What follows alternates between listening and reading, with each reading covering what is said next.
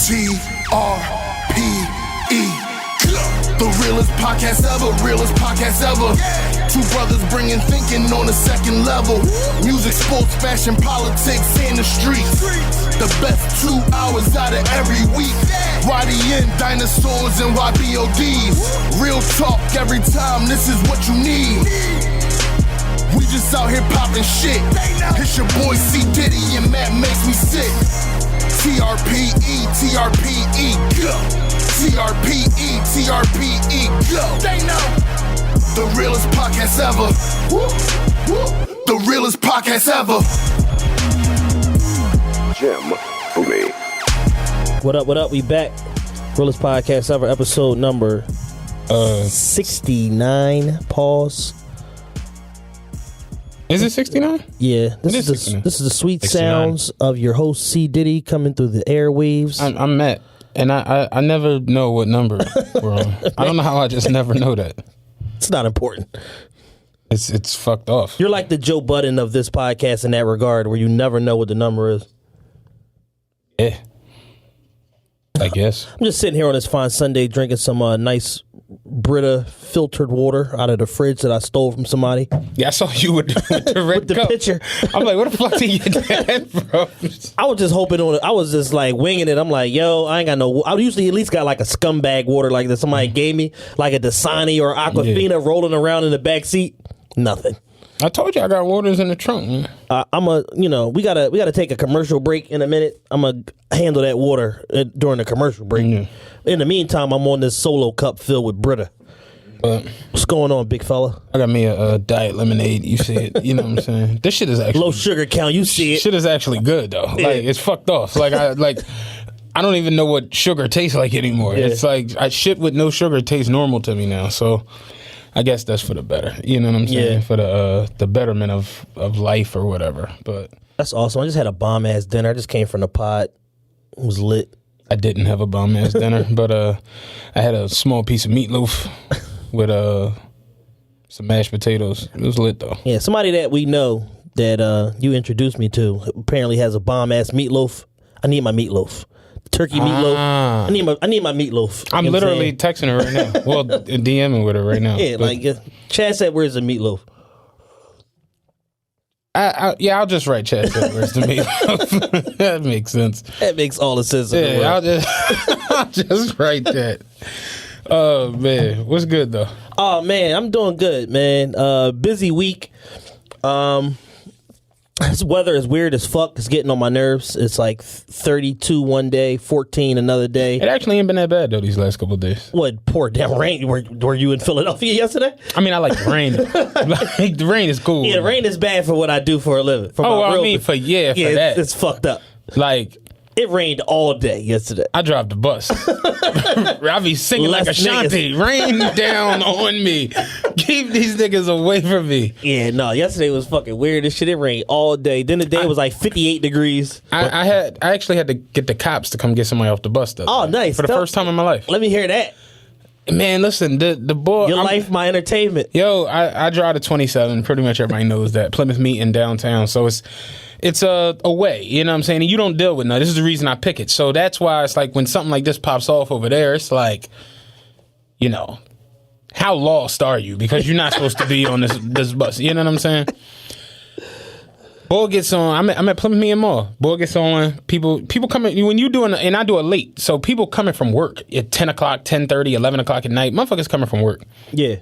Boy gets on, and I'm riding down Ridge Pike, and you know Ridge Pike well. Like it's nothing out there. It's just you riding. It's just street. And he kept walking to the front of the bus where the fare box was at, and walking back. Like walk up, walk back, walk up, walk back. So maybe on the third or fourth John, I closed my safety shield. Yeah, this is getting ridiculous. You know what I'm saying? So I closed it all, the whole glass, John, like closed it.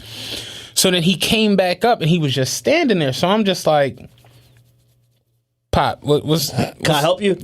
Young black boy, he young, little beard on him, whatever. He about just little smaller than you. Yeah. Normal size dude. Like he wasn't big, like he about 5'8", 5'9", normal dude.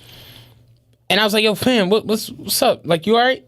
And he like, oh yeah, no, they were shooting at me. And I'm like, I'm not even kidding. What's the purpose of me even Wiggles. Yeah, I'm like, so he said, but he said it that like I was like, yo, you all right? He's like, oh no, yeah, they was shooting at me. I'm like, cool. You know what I'm saying? Light green, I pull off. You know, I'm not because what the fuck am I gonna get out of keep going back with that? So I leave it alone. He go back to walking and shit back and forth on the bus. I'm just like, yo, like what the fuck? So it just became an irritant. And I'm just like, yo, fam, listen, I open the glass, lean out like I work at fucking Hoochie Burger and shit. I lean out, I'm like, fam, you gotta sit down. You gotta park it. You gotta park it. You're doing too much. Have a seat.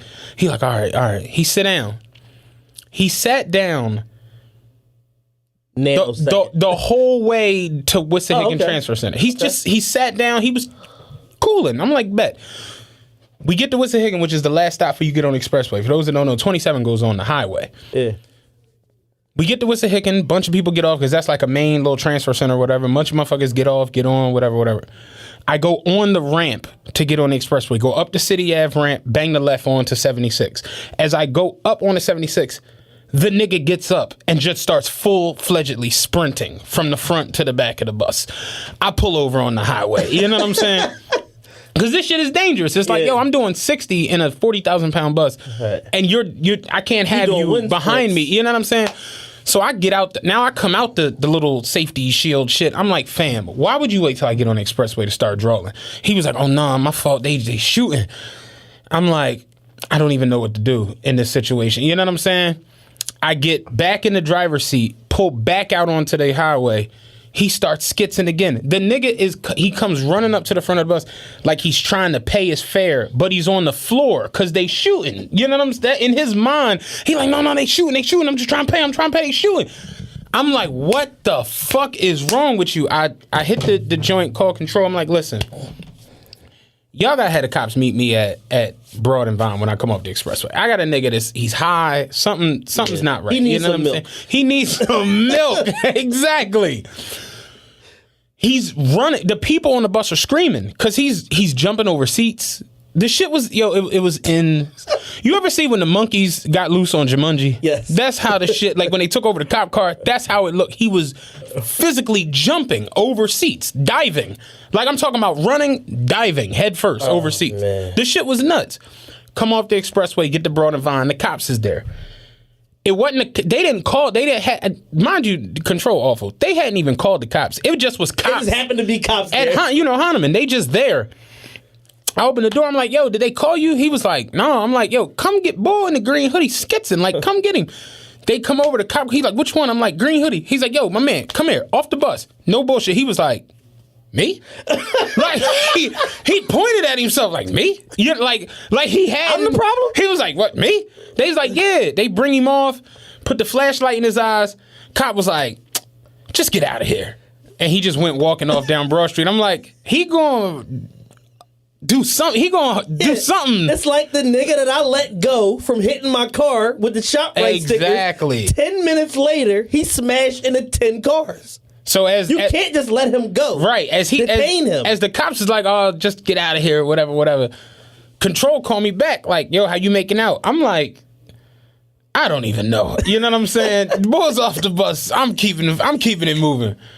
And it was just like, this is my paranoia though when it comes to because it's like, what if he pull out a blade? Yeah. I can't handle the situation the way I want to. I could have Jazzy Jeffed him from Jump Street back up on Ridge Pike, but I can't put my hands on him or go left with him because I gotta maintain professional protocol. Yeah, and it's just like, so that's Can I tell you about the dildo story? Yo, listen. It's only right on episode 69 we have a dildo story. All right. Well, let me paint the picture real quick. This will be fast. Dude I work with sells sex toys, right? You told me this before. Right. So did I tell you about the whole situation with the motorcycle? No. All right. So he has a sex toy business. It actually makes money from the shit. He does like sex parties and all this crazy shit, whatever. So he buys a motorcycle in Jersey. This was during the summertime. Okay. Right. I'm just painting the picture of where we at. He buys a motorcycle in Jersey. So he tells me, he was like, yo, Matt, you got a break today for lunch, right? I'm like, yeah. He was like, yo, ride with me over to Jersey. He got an Escalade. He like, ride with me over to Jersey so I could pick my bike up. I just bought a 1,000, whatever the bike he was. He's like, I'm gonna ride that shit back. You drive my truck back. I'm like, all right, whatever. I ain't got shit to do. I don't really think nothing of it. Whatever. Yeah. Cool. We ride over Jersey. We get to the bike. How long is this break? When if you got swings, you got 4 hours. Oh, you know what I'm saying? You got time to can go build a house. Exactly. You know what I'm saying? So we was off from 10 to 2. Yeah. So yeah, we go over Jersey, ride over there. He gets the bike. The whole long story with that shit, but whatever. He picks the bike up, cool, nice looking bike, whatever. So he drive his truck back. Now at the time, the lottery was out of this world. The shit was like $800 million. So I'm like, I'm gonna buy some tickets in Jersey. Right, I'm over here. Fuck it, I'm gonna get a couple joints. So, but I don't know where to go. So he takes the fuck off on a bike. So now I'm like looking for, place to get lottery. So I stop at the Wawa. The lottery, they don't have a machine joint in there the way they would like in Philly. So I see 2 women coming out the gym. I'm like, excuse me, can y'all give me some information real quick? I'm like, look, I'm trying to find, like, where around here is, like, a gas station or something to sell, like, lottery tickets or whatever. So they standing at the window, the passenger window, and they both, like, talking to me, like, like, where to, like, what I should be looking for, go down the street, make a left, is it?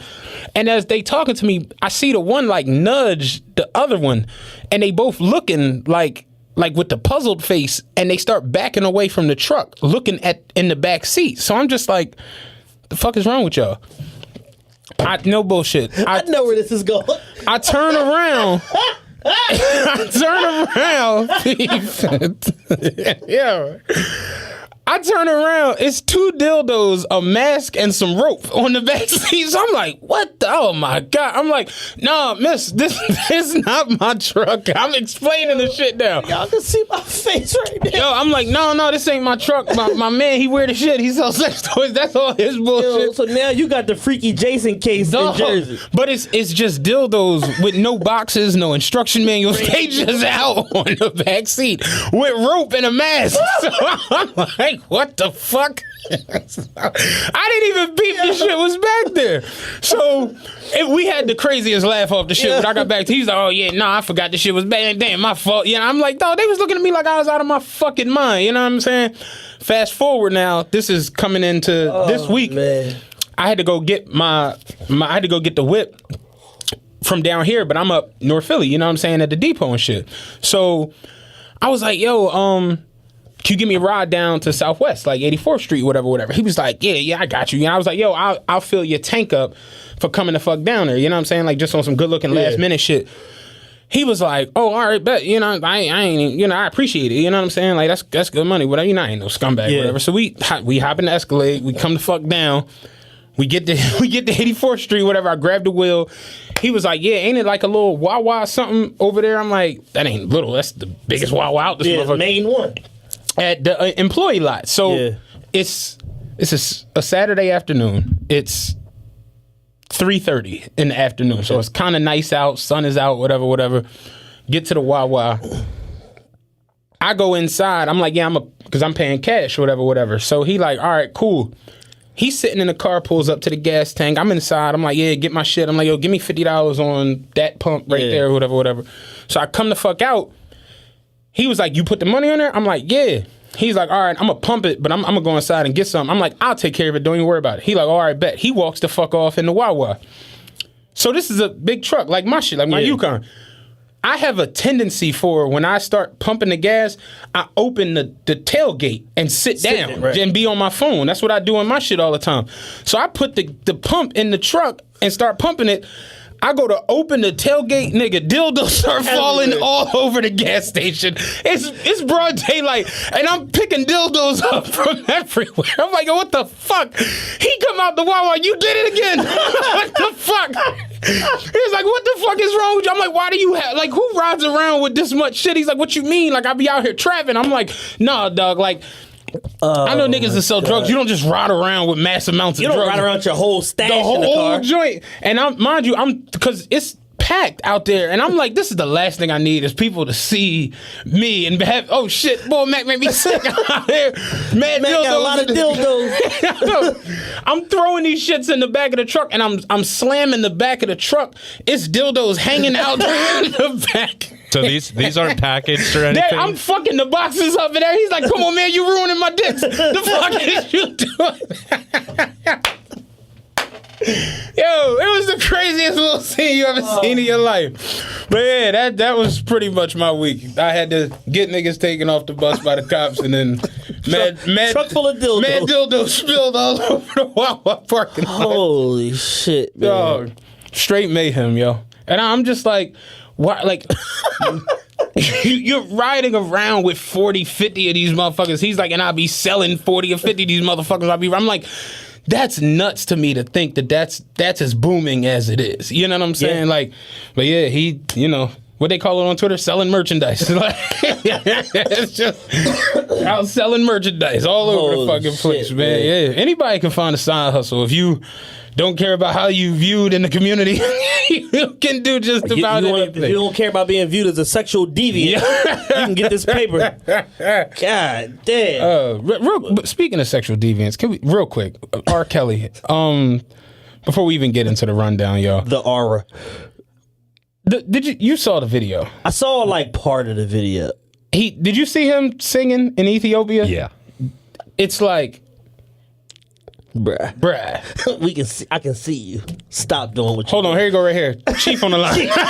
Chief want to talk to you. Chief on the line. like Chief won't have a word with you, dog. It's like as I was going through the whole rundown the other day for the TRPE awards and shit, and it's just like, Kels is gonna win something at the. I don't know what award he's gonna take, but weirdest nigga of the year, something. It's like you would think for all of the. Like what's the shit with Dwight Howard? The term. The transsexual. No, shit where they kept showing the videos. We kept laughing at it. Everybody on Twitter kept finding videos of him doing wild shit, and they kept using the term. Evidence mounted. Evidence mounted. It's like every couple of months, some new evidence of Kels being the creepiest motherfucker alive surfaces, and it's just like. Why are you on stage at a New Year's Eve show, out of all places, trying to recruit sex slaves to go back to him? He asked the bitches in the crowd, did they have their shots? Motherfuckers paid to get in here, dog. You fucking. Kels is nuts. Kels is definitely my y'all weird. You weird for the week. There's no way around it. You weird for the rest of the year. He permanently you weird. Like Kels is, and it's fucked up because Carl the other day, shout out Carl, Pastor Carl, he tweeted, who do you think has the better music catalog, Usher or R. Kelly? And motherfuckers started debating it, whatever. And I'm like, Kels is a sicko. Like sicko mode. Yeah. Permanent sicko mode. Yeah.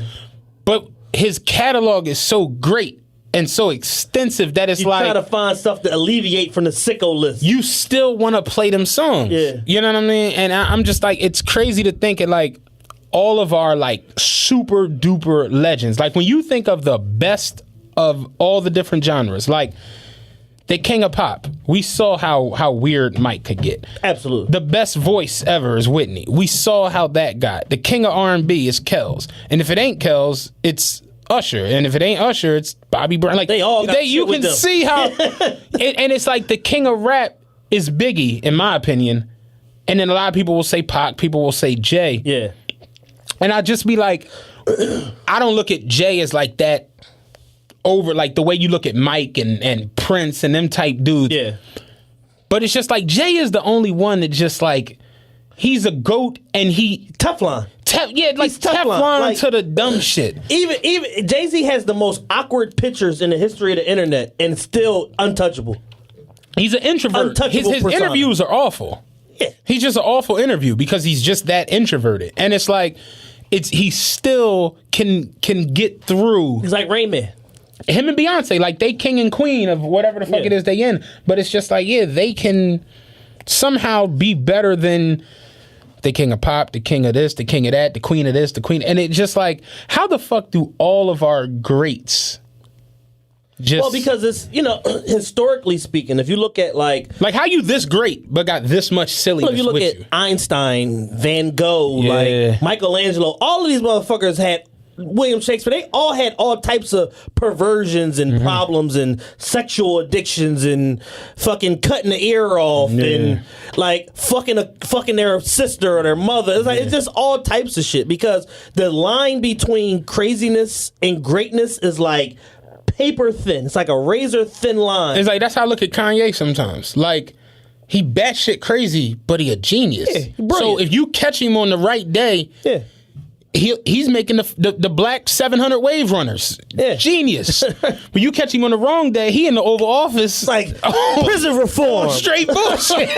It's just like Prison reform. You know what I'm saying? And we need to free Larry Hoover right now and then let all the gangs gang bang against the big gang, which is the government. Like, nigga, do you know where you at right now? Yeah, like that's what I mean. And it's just, I look at like Kells, he's a poster child of genius that needs a leash. Yeah. Like Kells need a cage. Kells has, the problem with Kells is he has 35 years straight of being brilliant and being at the top of his game, and nobody's saying, but by the way, you a nut ass nigga too. Yeah. Like, he needs a no man to be like, yo, you talented and all that, but that was some nut shit you just did. Like, no, every time somebody's ever tried to be that person for him, they gotta go. His brother, you gotta go. Like, Jay-Z and Tata. You gotta go. They had the mace. They had the mace to nigga, and it still wasn't enough. Think about how crazy this is. Like, gangster niggas from Marcy Projects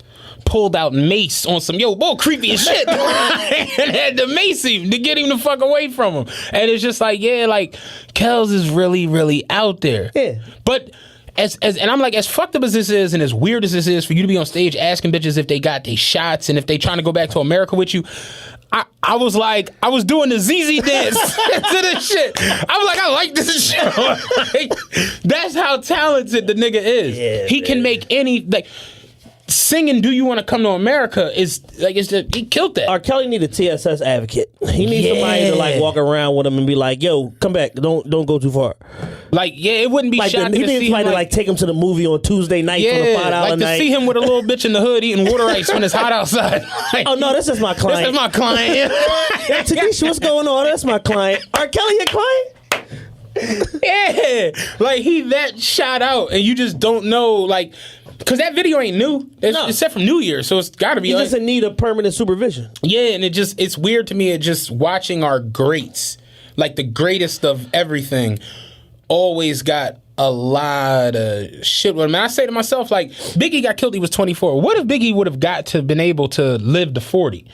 With his issues with Kim and Charlie Baltimore and Faith, and it just, you never, like, they got Biggie clean out of the paint. No way on, like, Pac and Biggie had to die when they died. Sounds awful, but it's the truth. Yeah, if not, you don't cement their greatness because of all of the shit that they was doing comes out in a 24-hour media cycle now with a company like TMZ that's able to uncover anything. Yeah. Like, TMZ gets shit the feds can't get. Yeah. They got the Kareem, we gonna talk about the Kareem Hunt shit. They got a video that NFL security couldn't get. Well, that's because it was a police investigation and the casino or whatever the hotel he was in wouldn't release it to the NFL because it's a criminal joint. Once that shit got past whatever the fuck gate it was at, then it was like, oh, it's free. And TMZ is literally like, oh, we've been waiting on, like, what's up? Yeah. Like, they just be on it. On everything. But it's just, I was watching the Mike Tyson, because I was watching the Deontay Wilder, like the pre-fight John, whatever. So I'm on YouTube, and I started watching, like, it took me to, like, Mike Tyson highlights. You know, YouTube's a rabbit hole. You go on. I be on YouTube for 7 hours every day. So you go on for, like, Migos' new video, and then, like, 4 hours later, you're watching how to moonwalk, you know, like Jaguar text, random family. Shit is crazy. So I started watching Mike Tyson knockouts, and I started watching Mike Tyson interview clips. And you know, Mike Tyson. Did you see Mike Tyson's most savage moments? Dog, the nigga went to jail for the rape, and like Mike Tyson, the heavyweight champ, went to jail for a rape. 6 years, and when he got convicted before the sentence and they interviewed him, like, Mike, you know, what do you want to say to your accuser? And Mike was like, I wish I'd have really raped the bitch and her mama. And I'm like, yo, this nigga's Mike, cut it, turn that shit off. And it's like, them dudes wouldn't have been able to, Drake said it best. They take greats from the past and compare us, but I wonder if they'd be able to survive in this era. Where in times they pull out all of your skeletons like Halloween's decorations. Like, that shit is real. Them niggas just didn't have to go through that shit. So it's like Kells in the 70s, he could have been like this, just Bill Cosby. Yeah. Bill Cosby was Bill Cosby was roofing bitches for 40 years. Like, you know how you bounce quarters into shot glasses? That's how he was bouncing. And it's just like Kels could have been able to do that back in the day. Like if Michael Jordan had to deal with a 24-hour news cycle, nobody would think he was the GOAT. No. They would say he's a ball hog, he's an alcoholic, he fucking got his dad killed, gambling problem. His dad killed. Why is he dressed like a pirate? Beat his teammates up, like all types of shit. It's just, I look at, like, that's a perfect example. Like, you watch somebody who makes it to that level in this day and age. I saw the other day, breaking news, Steph Curry involved in car accident. So I clicked on it. I'm trained to do this. Yeah. Click on it.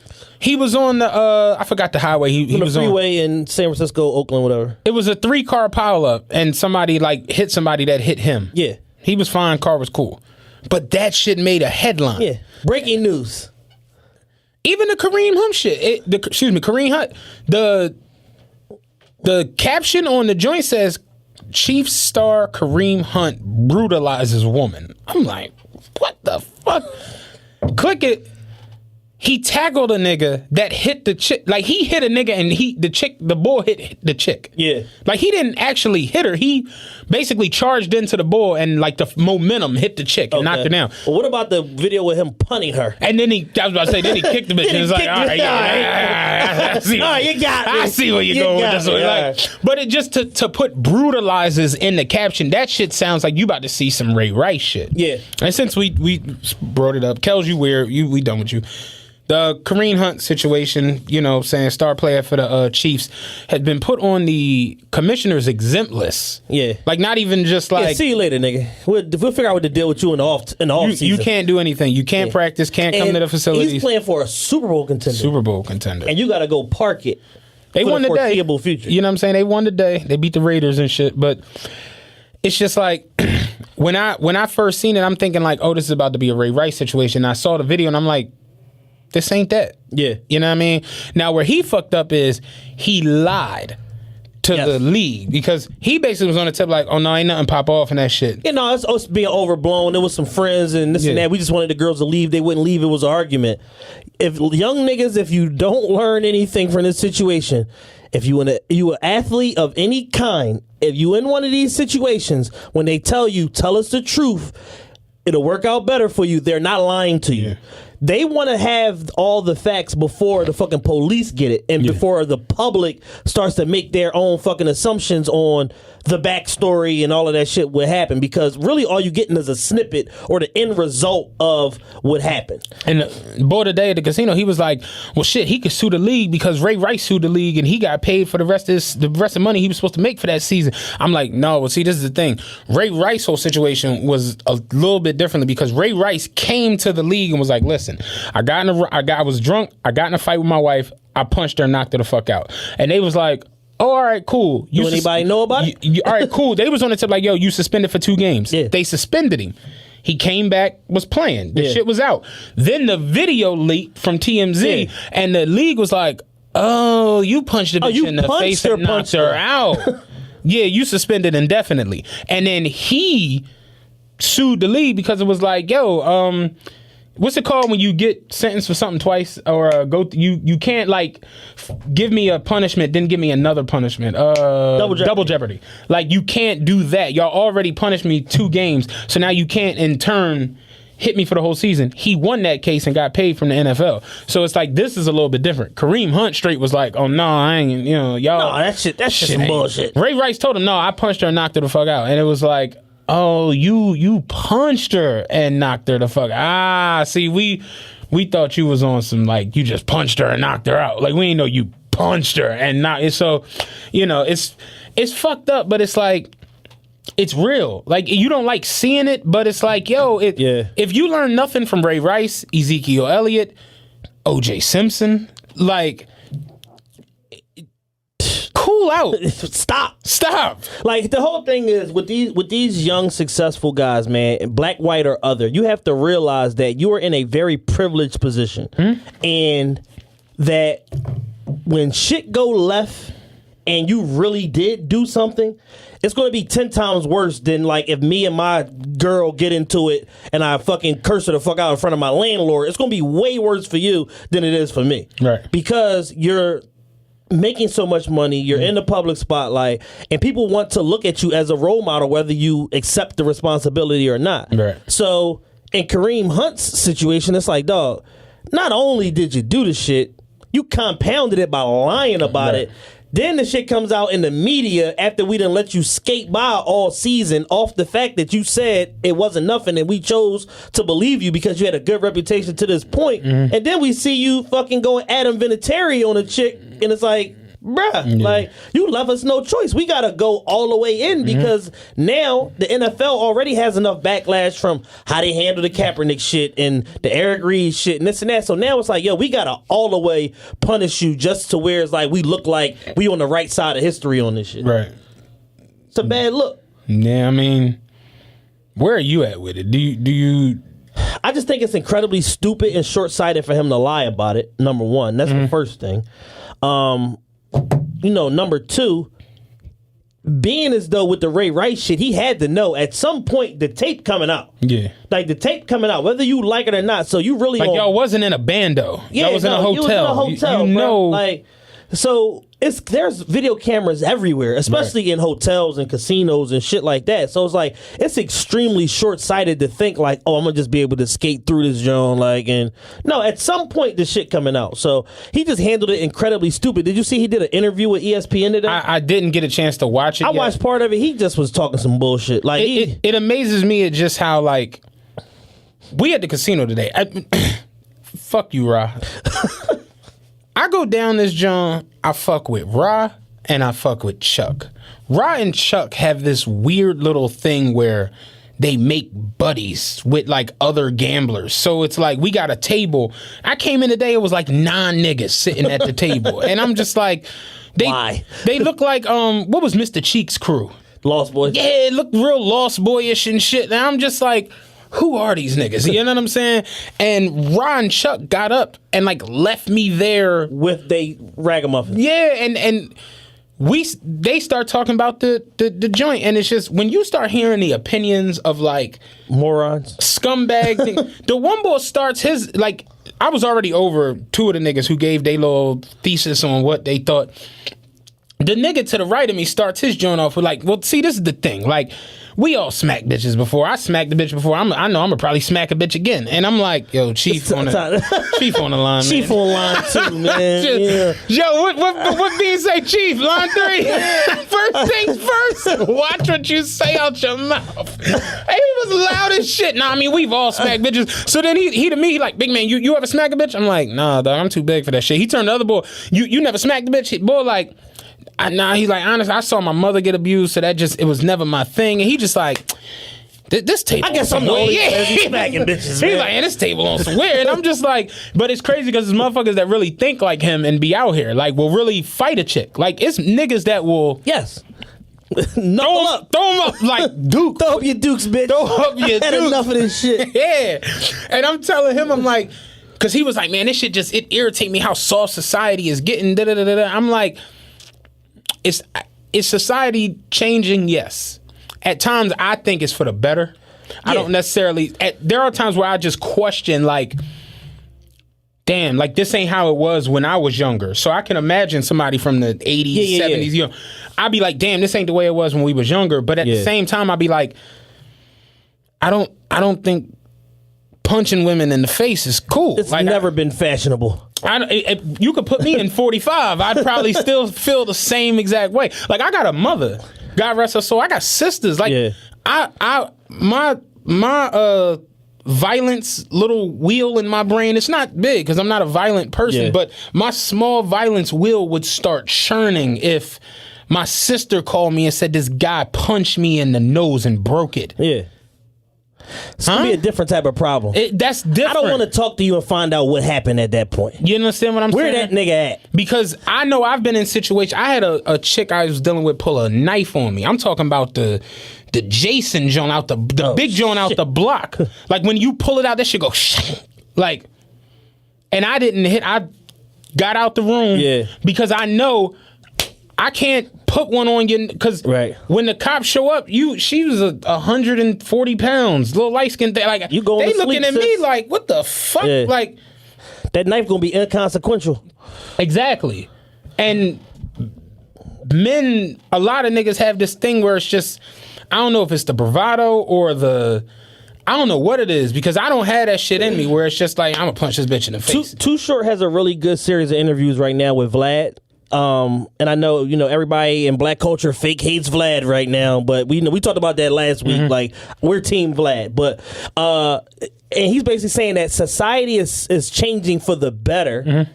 And that's how I'd be feeling. Like, society is changing for the better, and men just gotta adjust. Like, men basically had it our way for a long fucking time. A lot of shit that men was doing that was totally inappropriate is just got swept under the rug. But now you getting held accountable for your shit. Some of the shit is overly sensitive.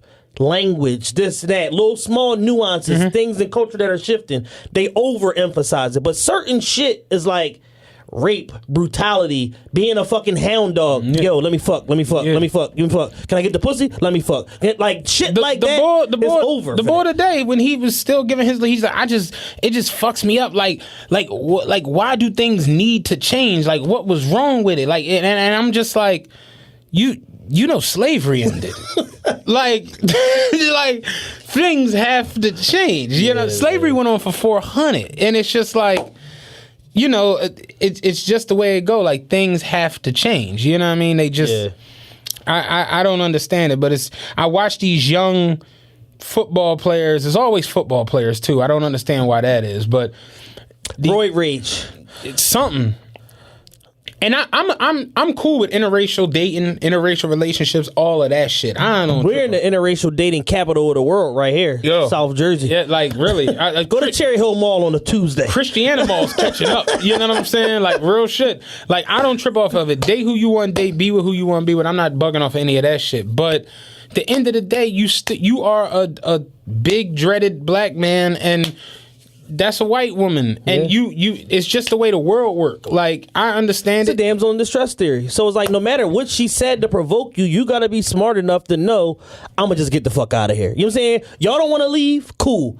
I'll leave. You know what I'm saying? Yeah. Or you gotta say, oh, y'all not gonna leave? I'll call the police to make y'all leave. Right. Like, you gotta do whatever you can do to protect yourself, because when the shit go left, it's gonna go left, up, down, right, A, B, A, C, select, start. It's gonna go crazy. You know what I'm saying? Like, and you're gonna enter a whole nother realm that you was not anticipating when you was just trying to go to the club and get some pussy, and now next thing you know, you're losing your job 6 months later. Real talk. And really, you gotta have folks around you. That's another thing. Like, niggas gotta stop being afraid. Did you see the niggas that he had with him? No, I didn't get a. You talking about in the video? Did you see the body cam footage from the police? No. The body cam footage from the police is just like, I'm like, oh, he got the dumbest black white niggas ever. Like, like them black guys that like grew up in like Plymouth White Marsh. Yeah. Talk real proper, but still got like a do-rag on and some billionaire boys club shit. Yeah. Look like a jackass, but love the thugs from Love Don't Cost a Thing. Exactly. Yeah. But talk like a doctor. Yeah. And so it's like, he got them pleading his case. I'm like, yeah, Chief on line 4. Like, this gonna end poorly. And he's like, well, no, because first thing, as soon as they cut the body cam on, his name Kareem Hunt, he played with the Kansas City Chiefs. I said, oh my God, like, what? This is about to go horribly, and it was all downhill from there. Like, dude explaining himself, I was like, yeah, this is bad.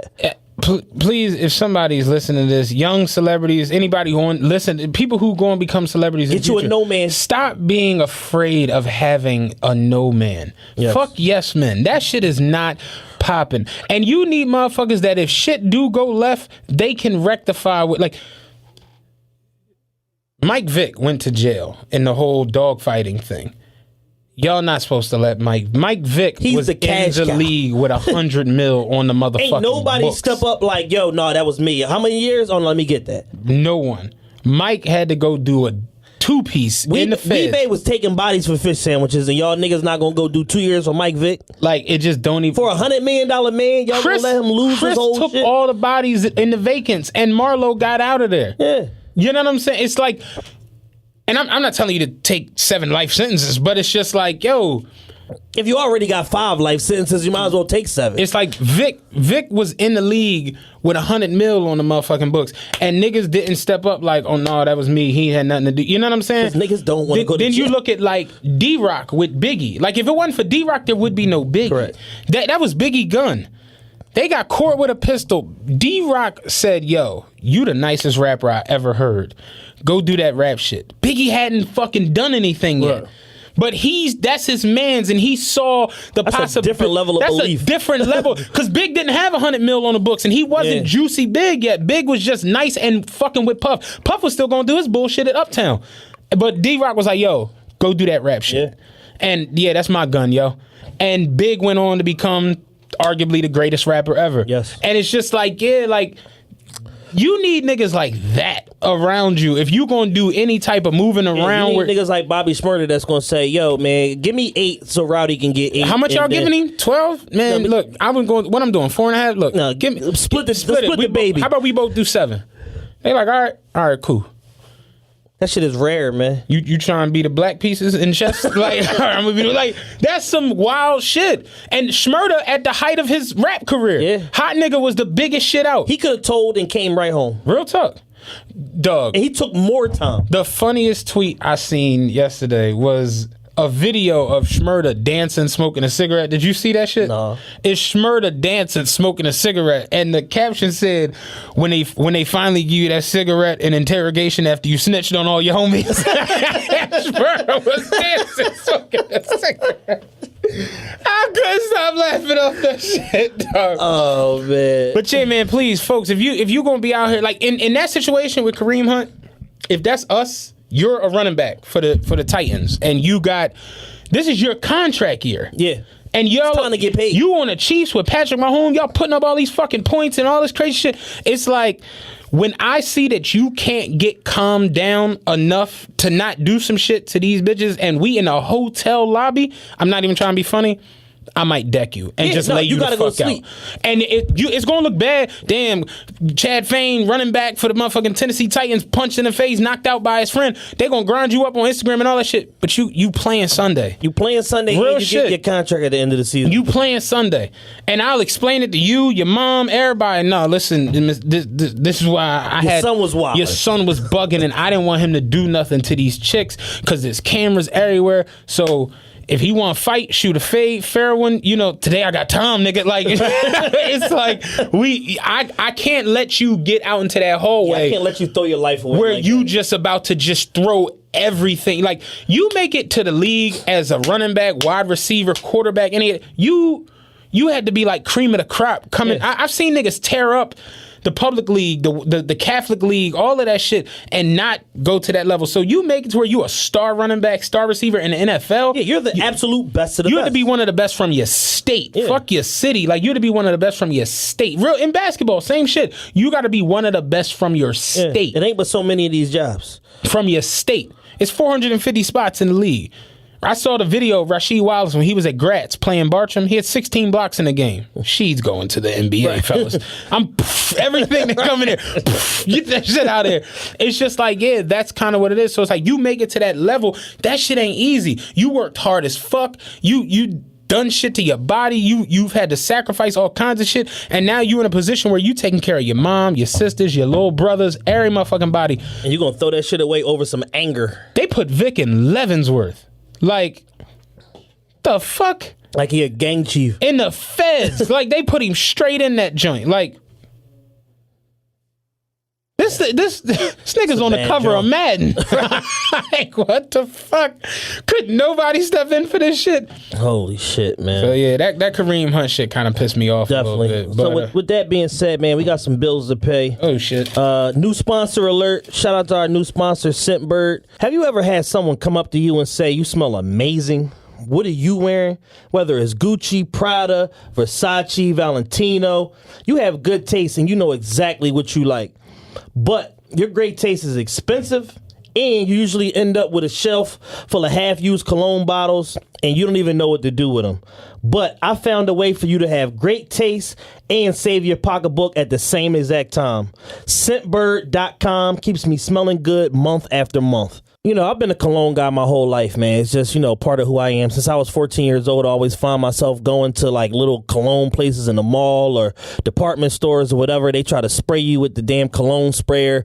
And it's like, all right, man, yeah, I'll buy this. And then, you end up falling in love. You try 50 different scents and you end up falling in love with something. You take something home, but you really only get to use 25, 30, maybe half of the bottle if you're lucky. And the stuff just sits there and sits there and sits there. And you're like, damn, did I really get my money's worth? And a lot of times the answer is no. But with Scentbird, Scentbird.com actually has 450 different designer brands, and you get to choose a different one every month. So you can keep switching your flavors up and keep coming with something new. You can try the exact brands you want. It is the exact real deal. I'm talking about all of the high-end stuff that you want to get. Hugo Boss, Gucci, Tom Ford, Kenneth Cole, Valentino, Versace. You can literally try all the brands you want, and it's kind of like a monthly scent adventure, they like to call it. And you get to basically explore everything, and over the course of the year, you look up, you got 12 different scents, and you don't have a bunch of stuff just sitting on your shelf going to waste.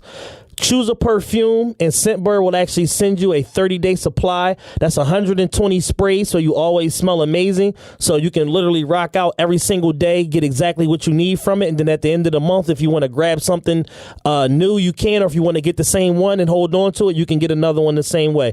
And it's literally free shipping all the time. I know y'all get to the end of these orders, and that's like the determining factor. It's like, all right, this is $7.99, but the shipping is $3.99. No, you don't have to worry about that. It's literally free shipping each and every time that you get it. So go ahead, skip the department store and all the pushy salespeople. Go to Scentbird.com and select exactly what you like. So this is the reason why me and Matt use Scentbird. We've been locked in for about a month now. They sent me the Valentino. They sent Matt Versace. We've been rocking out with the colognes. And we always order our cologne with Scentbird.com. That's Scentbird.com. And right now we have an exclusive offer where you will get 50% off your first month. That's right, 50% off. We slashing prices like one of them annoying furniture stores. You get 50% off your first month. That's only $7.50 for your first cologne. How is this possible? Scentbird.com. That's how it's possible. That is SCENTBIRD.com/TRPE. Use our code TRPE for 50% off your first monthly order. That is SCENTBird.com/TRPE. Sign on now. Smell great for the rest of the month and for the rest of the year. Once again, shout out to our new sponsor, Scentbird. Make sure you go to Scentbird.com. Get all your, your cologne subscription model. Something new for 2018, 2019. Man, we switching it up, making sure that y'all, smell good and don't be hopping on the bus smelling like lizards or coming to the nightclub smelling like vagabonds. I was saying the other. I'm like, everybody on this bus smell pissy. Like that's what I was saying to myself the other day. I was driving. Like, yo, speaking of Jaquan, did you watch the Jaquan? I seen it on my YouTube. Again, everything's on YouTube. I didn't watch it yet. Yo, he was everybody on the bus smell. He was explaining the Tipsy record and how all that shit came about. So it's weird that in 2018 we're having a Jaquan breakdown, but whatever. He just won't go away. Jaquan, his mom put him out when he was 12. Okay. Because he wanted to rap. And his mom was like, you gonna either go to school or you gonna rap. And he was like, I'm out. Deuces. Nigga was sleeping in his Uncle Whip and doing music. And he started doing like local shows, whatever. Somebody knew somebody, put him on the phone with the track masters. Or track boys. Track boys. And he started moving with them. Wound up meeting L.A. Reid. L.A. Reid was like, oh, I want to hear you rap. He came up to L.A. Reid office. He said it was packed in L.A. Reid office. And he just started going for his, just doing wild shit. And at the end of it, he mooned L.A. Reid. And he was thinking like, I blew this shit. But, they going to remember me. And L.A. Reid and them was like, no, we fucks with you. We going to sign you. And they signed him. So he had did the album and he played him Hood Hop. Yeah. He's like, I already had Hood Hop.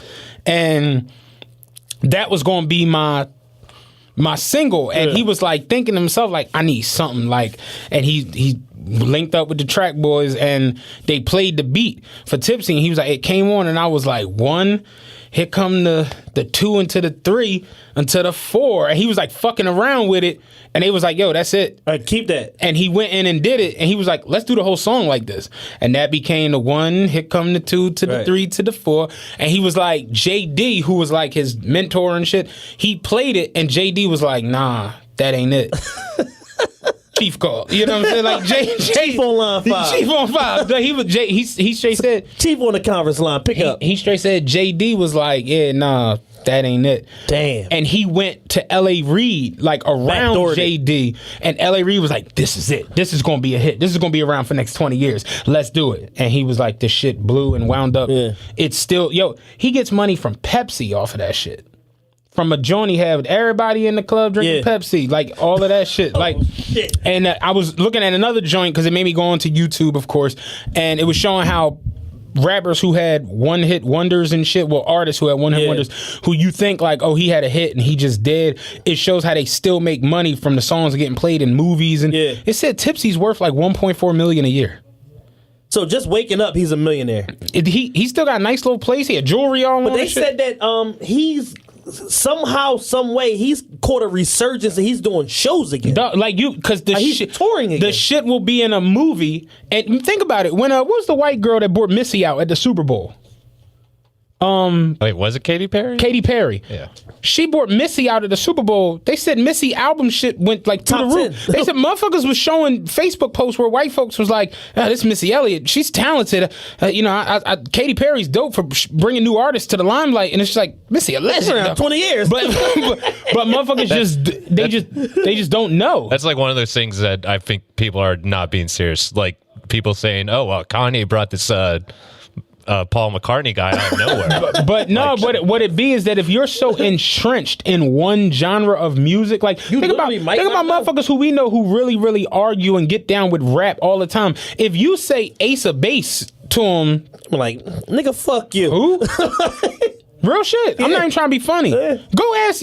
Just go through any little 7th Street little block and stop and be like, yo, you heard of Nickelback? They gonna be like, go who? to 18th and Cumberland and ask them if they know who Zayn Malik is. No. What? Did you see my joint the other day where I was talking about the songs that play in the supermarket? No. The Only Wanna Be With You. That shit's always on in the supermarket. And it's like, you don't even know who the fuck that is, but then you look and see the song is 18 times platinum and you like, somebody got the fuck paid off of this shit.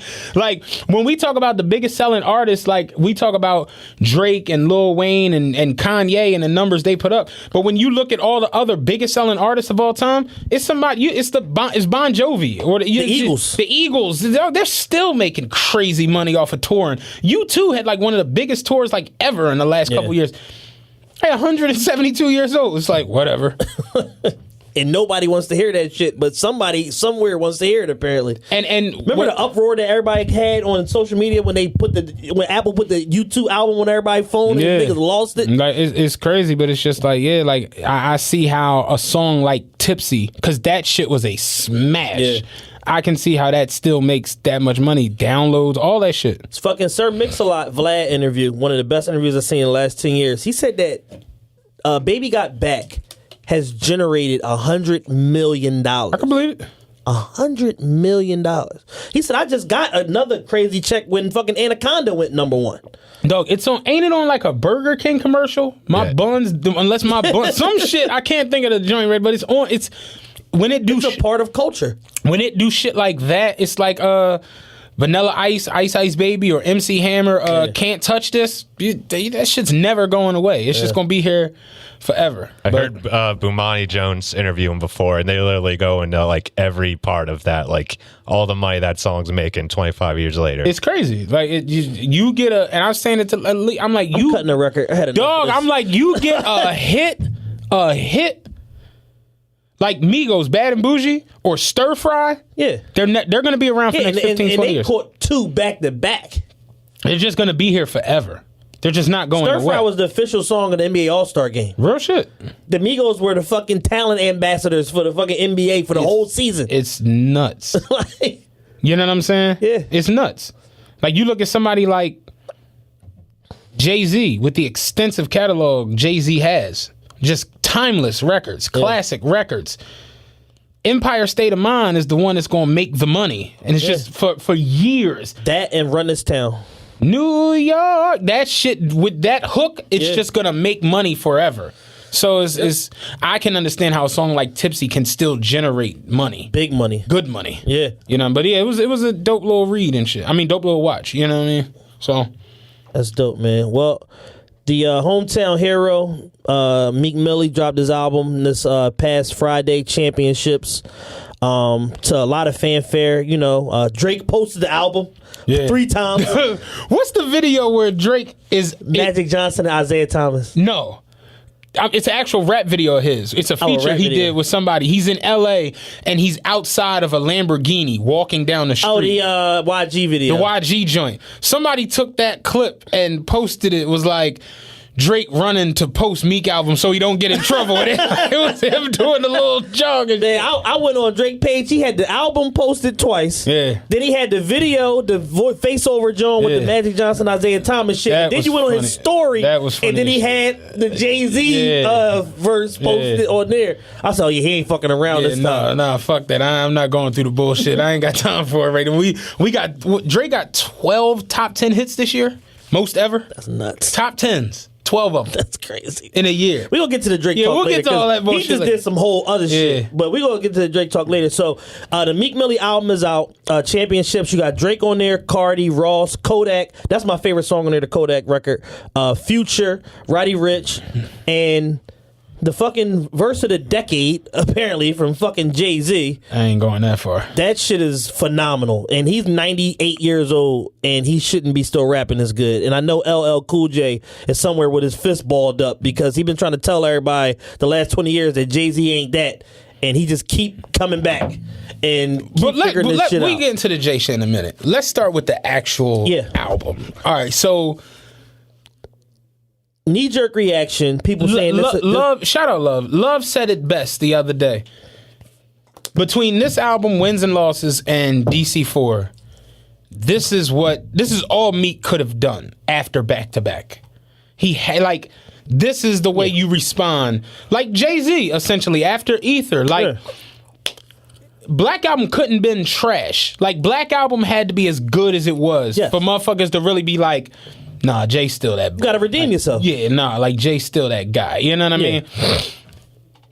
DC4 was good. Wins and Losses is great. Wins and Losses is, we talked about this yesterday amongst ourselves, but Wins and Losses is on the border of being like a modern classic. Wins and Losses is great. And its replay value is what's pushing it that way. Like if it was if the source had any credibility, it would be like a 4.5 mic album. Like it's a very, very good album. And the highs on that album are so quality because he put the features in the right place, putting Thug on We Ball. And he didn't have a lot of features on fucking Wins and Losses. I still think 1942 Flows is one of the best songs I've heard. Save Me. Yeah, like it was Wins and Losses was nuts. And now following with this album, and I look at this album almost like it's like you compared it to Volume 2. Like I can see that to a certain extent. For me, this album feels more like Volume 3, where it's like you can see Meek's going into another realm. Like when Volume 2 came out, it was like, oh, Jigga's just that nigga. He got Beanie now, he got Bleak, and it's just like, Jesus Christ, the production, the shit he was doing with Rough Riders, it was just like everything was aligning. But I say Volume 2. Volume 3 I to me compared it to Volume 2 because of the features. I can understand. That's why I said I understand. But for me, it was like Volume 3 with Jigga was like,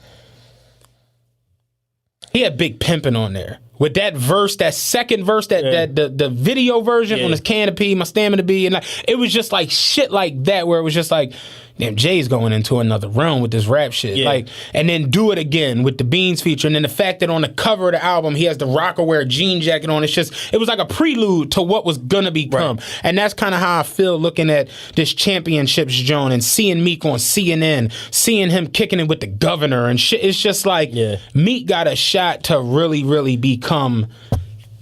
That. I mean, we've talked about it for years amongst ourselves, even before we had the podcast. I said it's two guys alive that got the shot to be the next Jay-Z. It's J. Cole and it's Meek Mill. And J. Cole's not taking showers. Those are the only two fucking candidates. J. Cole want to be a dirty rich nigga and wear sandals with socks and shit like that. That's his prerogative. I'm with it. Whatever. I think J. Cole is doing karate. He's like, he just strikes me as like one of a them 7 guys. foot tall Jaden Smith or some shit like that. Like I'm whatever. J. Cole, cool. I'm with it. Have fun. Enjoy yourself. Meek, in terms of the stature, the physical build of him, the look of him, his fan base being a majority street fan base, and literally being the only street rapper out other than like fucking Pusha T. There are no gangster rappers. Like even like a Kodak is not really like he do gangster shit, but he's not really a gangster rapper. He makes like YG is a gangster rapper. But he don't make gangster music. Yeah, and that's like, why I'm just he like... He wears dress shoes with white socks. That's why I was going to go to the shoes. So it's like Meek down to the aesthetic, the look, the fucking being tall, the trench coats, the Timbs, and the Scullys, and you know what I'm saying? The whole look of it is like, this is like Jay, a modern Jay. Like, and all he got to do is transfer his street fan base into a pop. Yeah, into like Meek could come to your wedding with a suit on, a lot of ice, and a ski mask with a little DC on it. You wouldn't even like trip off of that. Like, oh shit, what up, cuz? Appreciate you coming through. Like, it wouldn't even like trip you out. It's just like it's the whole package because it's like we remember Jay with the platinum jewelry and then this and that. Like Meek is what do we? Jay, take your do rag off. I hit a U-turn. Mom dropping you back off. So it's just like it's certain shit to where it's like he's entrenched in the street part of the culture, but now he's on Ellen. He's made himself something else completely because of the social justice shit and all of that. So now he has an opportunity to bring them two worlds together, and that's the Jay-Z shit. Can we acknowledge that I think I said on like the third or fourth episode of this podcast, when the whole shit with him and Nicki Minaj is done, Nicki Minaj is going to fall apart, her fans are going to completely flip on her, and Meek's going to be the biggest star on earth. Yeah. I said the shit. And you see now, Meek has more Instagram followers than Puff. Yeah. Like, he's a superstar. More than Puff, more than Ross, more than... majority of these motherfuckers. A lot of these motherfuckers, more than Wayne. You know, it's just like he's become a entity. Yeah. To like it to where, Meek can sell boxers. He can sell BMX gear. He got niggas wearing Puma. Like, and he got young niggas aspiring to be like Meek. That's the Jay-Z shit. Yeah. Like, NBA Youngboy, his name is Youngboy because of Meek. Like, he's like, Meek and them be saying Youngboy, da, da, so I just made my name NBA Youngboy. Roddy Ricch is like, yo, I need a Puma deal, da, da, da. That's from Meek. That's not from nothing else. Like, and then he falls up under Meek. So it's like, yo, when you see the way he impacts the culture, and then to have the records that back it up now, where it's like, this ain't no perfect album. We ain't gonna sit here and cap and be like, oh, it's the greatest album ever. But he got moments on this record that's like, ooh, like. But see, and that's where it's like I don't want to be like, I'm not hating because I'm happy for him to see him make the Forbes list, to see him like really get back after all the jail bullshit. It's just like, damn. And I was saying it to myself. I'm like, just looking at the energy around the people, around the album, around the entertainment industry. Like, I'm seeing people that don't normally talk about music talk about this shit was on Sports Center. Yes. And it's just like, I'm saying it to myself, I'm like, yo, Meek might do 500 first week. Yeah, it like 450, 500. He might do what Wayne did. I dead ass might not. It wouldn't be shocking to see Meek have one of the 5 best-selling albums of this year. He's not going to do Drake. He's not going to do Beer Bongs and Bentley. And he might not catch Astro World. But he might do KOD. Yeah. That might do the J. Cole number. Real shit. And that's where I'm just like, damn. To do that and not have... Beer Bongs and Bentley had motherfucking Rockstar. Right. You know, Astro World has Sicko Mode. Drake is, that's Drake. Right.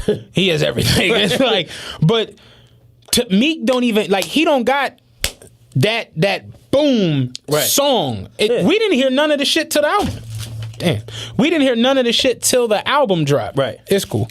But yeah, like, to see him do those numbers with nothing crazy behind it, without no extensive streams. Like, you don't see him tearing the streaming chart up or this and that.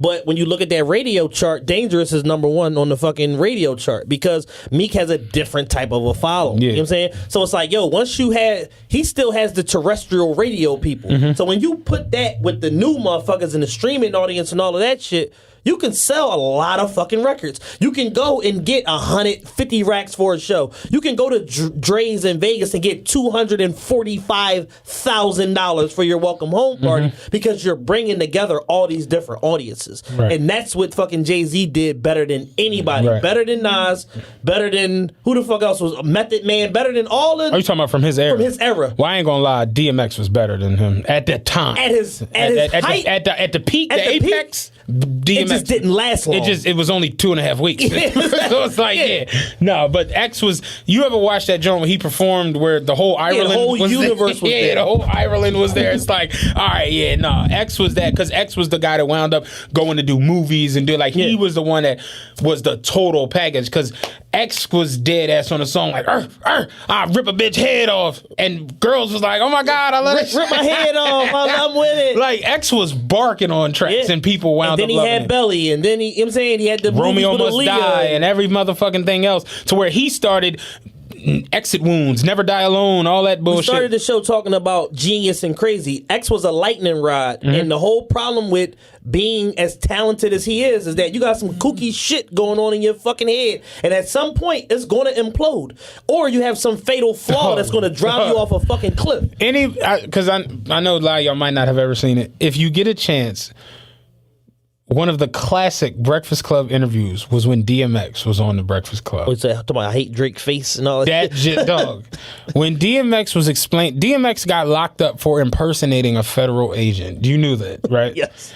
He pulled a motherfucker over and he was high on crack and was impersonating a federal agent. When DMX told Charlemagne and them, like, yeah, so I pulled him over, and he's like, it went left because he wasn't respecting my authority. And not that I have any authority. Yo, listen. When I tell you, I literally screamed. That nigga said, yeah, he wasn't respecting my authority. Not that I have any authority. You ain't lying. X was that gray area between genius and fucking crazy. And it really did, and anybody that knows him would tell you it didn't even depend on the day. It depended on the hour. Like at 1:00, DMX is like serene. He walking around the crib. He making niggas waffles, and then an hour and a half later, he's speeding through the desert in Arizona, and you holding on to that little shit John up above the window of the car. Like that. If you watched what was the documentary they had, the big joint, Backstage. The nigga was in the Ritz-Carlton in the lobby with a pit bull. And he's in the lobby, no shirt on, with a pit bull, barking. In his own world. Pit bull barking, going crazy. White man with a golf shirt tucked into some chinos. Watch it. He came off the elevator, saw exit the pit bull, oh shit, and backed up. Or because that's just not some shit you see in the Ritz-Carlton lobby. It's just a nigga with no shirt on. When I paid my $4.99 a night, I was not expecting Cujo to be here. X was fucking nuts. But yeah, Meek really he has a situation where he can bring so many people together, like we said. And you got the bike culture, you got the old terrestrial radio fans, you got the Philly motherfuckers who hate everything but love Meek. Yeah. You got the New York you got the that's definitely a little section of the world. You got the New York motherfuckers that is dying for somebody from the East Coast to get back on top. Like it's so much like the New York motherfuckers want somebody from the East to get back on top so bad they championing Tory. Like the Crip niggas from New York is running around with Tory. Like he's like the East Coast they champion. They tried everything. Dave East. Like what's the other boy that's always on Instagram counting money? Don something. Don Q. They're Don trying. Q. A Boogie. They trying a hard 6ix9ine. they trying whatever. New York niggas getting behind anything hot. So let's do this real quick. How do you? What do you rate the album? What does Chad rate the album out of 10? I'm gonna get an album an 8 out of 10. Why do you give it an 8? I'm gonna get an album an 8 out of 10. What are its pros? What are its cons? And then the number one con is that it's too long. A second con is that a couple of the songs kind of serve the same purpose. They're a little bit redundant, which is kind of what happens when you get into a longer album. Right. The clear cut pros of the album are a memorable, timeless Jay-Z feature. You reconcile with an enemy, and a former friend became enemy, back friends again with Drake. So you're selling us a reunion with that. You got Kodak on a dope record in a moment where it's like you kind of showing niggas every feature don't have to be a feature. It could be just a change in vocal tone or just a person on the hook or whatever. And it's kind of clever the way he did that because now you get a nigga featured on a record and it's like Offset featuring 21 Savage and it's like 21 Savage on the hook and he got the first verse and Offset got one verse and you're like, well, who fucking song is this? Right. So he kind of did it in the old school way where it's like, yo, you patch a nigga in here, da da da. from what I'm hearing so far, people don't really necessarily care for the Future record. It's just a song. But you got records like the intro. I love. I've listened to that 15 times on my way here today. Trauma is my second favorite song on the album, which is number 2. What's Free is crazy. We talked about that. The Championships joint is dope. And I even like the Cardi record for what it is. I understand, like, it's not really car music, but for the clubs and for how these girls respond to Cardi is a brilliant move to do that. So I just kind of think he put a lot of people in their right place and kind of brought them into his world. And he not really reaching on none of these records in terms of trying to get his point across. And it's not Audemars Piguet, Bust Down. It's not that. It's real content on the album. He's saying some like enlightening shit and talking about his experience in prison and going in front of the judge and his emotions attached to it and being introspective as opposed to just being like a brash young dickhead. Right. I agree with pretty much everything you said right there. I give the album right now a 7.4 out of 10. That's where I'm at with it right now. Do I feel like it's too long? Not necessarily. I just feel like the continuity of the album Kind of all over the place. It's like the intro. It's not great to me. When I hear, it's a Phil Collins sample on there. What song? In the Air Tonight. Nigga, I'm thinking that's about to be like the greatest shit ever. And when it was just like, it's cool. Yeah. It's cool. It's cool. Like, I'll fuck with it. It's cool. That's cool. Like, Trauma. Crazy. That's a good, like, that's how you use a Mobb Deep sample and go into some Mobb Deep shit that Prodigy would have done. Like, that was perfectly put together. When Uptown Vibes comes on, I feel like I'm in the fucking Poppy Star. I literally... You see, I didn't mention that. When it came on, I was like... Because I'm listening to the album, driving the car, and like, get away, and then Trauma's on, and it's just like... I'm riding, like, that's knocking, and then I'm like, oh shit, my phone... I'm thinking something happened. You know what I'm saying? Who put Julio Iglesias on here? And I'm like, oh no, this is the joint. Like, and then it's a Fab feature, which ain't like... I don't hate the Fab. I'm a harsh Fab critic. I don't hate the Fab feature. I don't hate the Fab feature, but it's a Fab feature. Do that make any sense? Yes, I get what you... Like, I don't necessarily hate the Grant Hills from Fila. But they ain't for you. But they sneakers. There's no reason to have them on. You know what I'm saying? Like, and then the other guy... And Quilio, I didn't even... Yeah. That's the guy that 6ix9ine got the all Spanish record. Right. So he's like blowing up in that world. Yeah, and that mark, I can understand the play. Yeah. Makes sense. Well played. The execution sucked. Because historically, the number 3 song on your album is the... Number 3 should have been What's Free. Number 3 on Blueprint is H to the Izzo. Yeah. You know what I'm saying? Like, your number 3 track is supposed to be your number 3 should have been What's Free to keep the continuity number going. 3 on If You're Reading This Is Too Late is 10 bands. Like, your number 3 is just we going out of this. Number 3 on Carter 3 is a milli. Right. Like, it just, your number 3 is supposed to be like, we just out of this world with it. That's some good analysis. And I just... Poppy Store vibes. I was like, exactly. The Cardi record... I didn't need... I'm not a huge... I like Cardi, but I fell in love with Cardi after seeing her at Vanity Grand. I fell in love with that woman. I like her. I'm not a Cardi music person, so it's like, I guess it's for people, but just I know... It's for a certain segment of the population. I get it, but just right there in the album... I just was like, nah, it should have been like Championships. That's an amazing record. I love Championships. I would have liked to have seen that up a little higher. Yeah. But it's like, you figure you go from the intro where you talking your shit, Trauma, where you explaining your motherfucking pain and everything you've gone through with your son and everything with the judge, to the Poppy Vibes, and then fucking the Cardi record. Then you come right back to What's Free, where you going back into, and it's just... They fucked the track listing up. It moves around too much. The Drake feature, y'all know I love Drake. Even on that, John, I'm just like, why is this on here? I just think I know that record going to run the club. I know why it's on. Yeah, it should have. It almost damn near should have been a loose record. It should have been like a loose record, like something that came out like a week after the album or And whatever. I can like understand that. Drake's play on it. Yo, I give you a feature, I'm not coming to Philly or anything like that. I got 9 shows in California, but it's like I'll send you a little something, put it on the album. Yeah. I commented on it, cracking the fuck up. Like for everything that everybody's talking about and all this shit, the number 1 joint on iTunes is the Drake feature. Of course it is. And I'm just like, that's funny as shit. Like, Of course it is. So it's like I understand the play and why it's there, but the joint with LMA is dope. 24/7. That's I like amazing that record. And Cold Hearted too is just. I listen to about 4 times a day. We don't get them tracks anymore. Like, what was Kanye's joint at the end of College Dropout?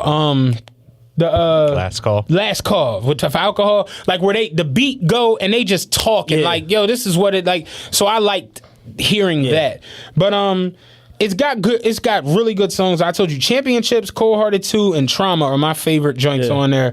The What's Free joint, we're gonna die. We can do it right now. Right. What's Free? Meek's verse was dope. I like Meek's verse. He was talking good talk. Ross verse is all that. Yeah. It has absolutely nothing to do with the Zero. song. And I made a post about it that like went mini viral the other day because the shit was all on Facebook, and it's like you can dead ass get Ross in the booth and be like, yo, this song we're gonna talk about our childhoods and how rough it was. You talk about how rough it was for you in Miami. I got you. Say less. Say nothing. Get in the booth and he's like ball main down to the floor, fat boy and Wingstop. It's just like he's all over the place. He be crushing it. Yeah. But Nothing to do with the record. Nothing to His do. His verse on Accident Murderers angers me. But he kills it. We grew up doing graffiti, now hollow heads getting heated. Like, what the seated in fuck are foreign you cars, talking about? constantly getting weeded. What did he say to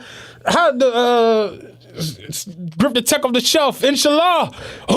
Memoirs of a rich nigga. Whoop! Like, it has nothing to do. Ross, what the fuck? But he was fucking it up. And then Nas comes back on after that shit, furthering his point of the Sweatsuits, record. gold chains, old drug dealers. Whoop! It has nothing to do with the record. Engineer like Killing it though. And then of course the J feature that it had everybody talking. Can I tell you why I like it and then tell you why I don't like it? rock out. All right. The floor is yours.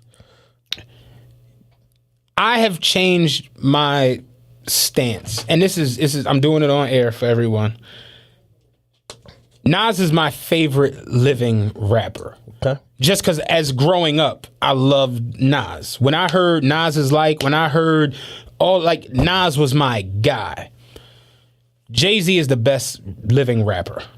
We get that and we understand. Correct. That. His talent level is the best. The execution of a lot of shit with Jay sometimes be like, you know what I mean? The verse was all that. He was hitting them like it's Jay talking his Jay shit. I've been that dude where I can get on a track and stunt and flaws and just verbally shit on everybody and anybody for 20 plus years. So I've been doing this since 96. Yeah. It's 2019 practically. I'm the GOAT at it. Let me talk some shit. I can talk to y'all about really being almost worth $1 billion. I can talk to y'all about really running circles around these motherfuckers as far as business. We get it. The thing that angers me with Jay, with this verse in particular,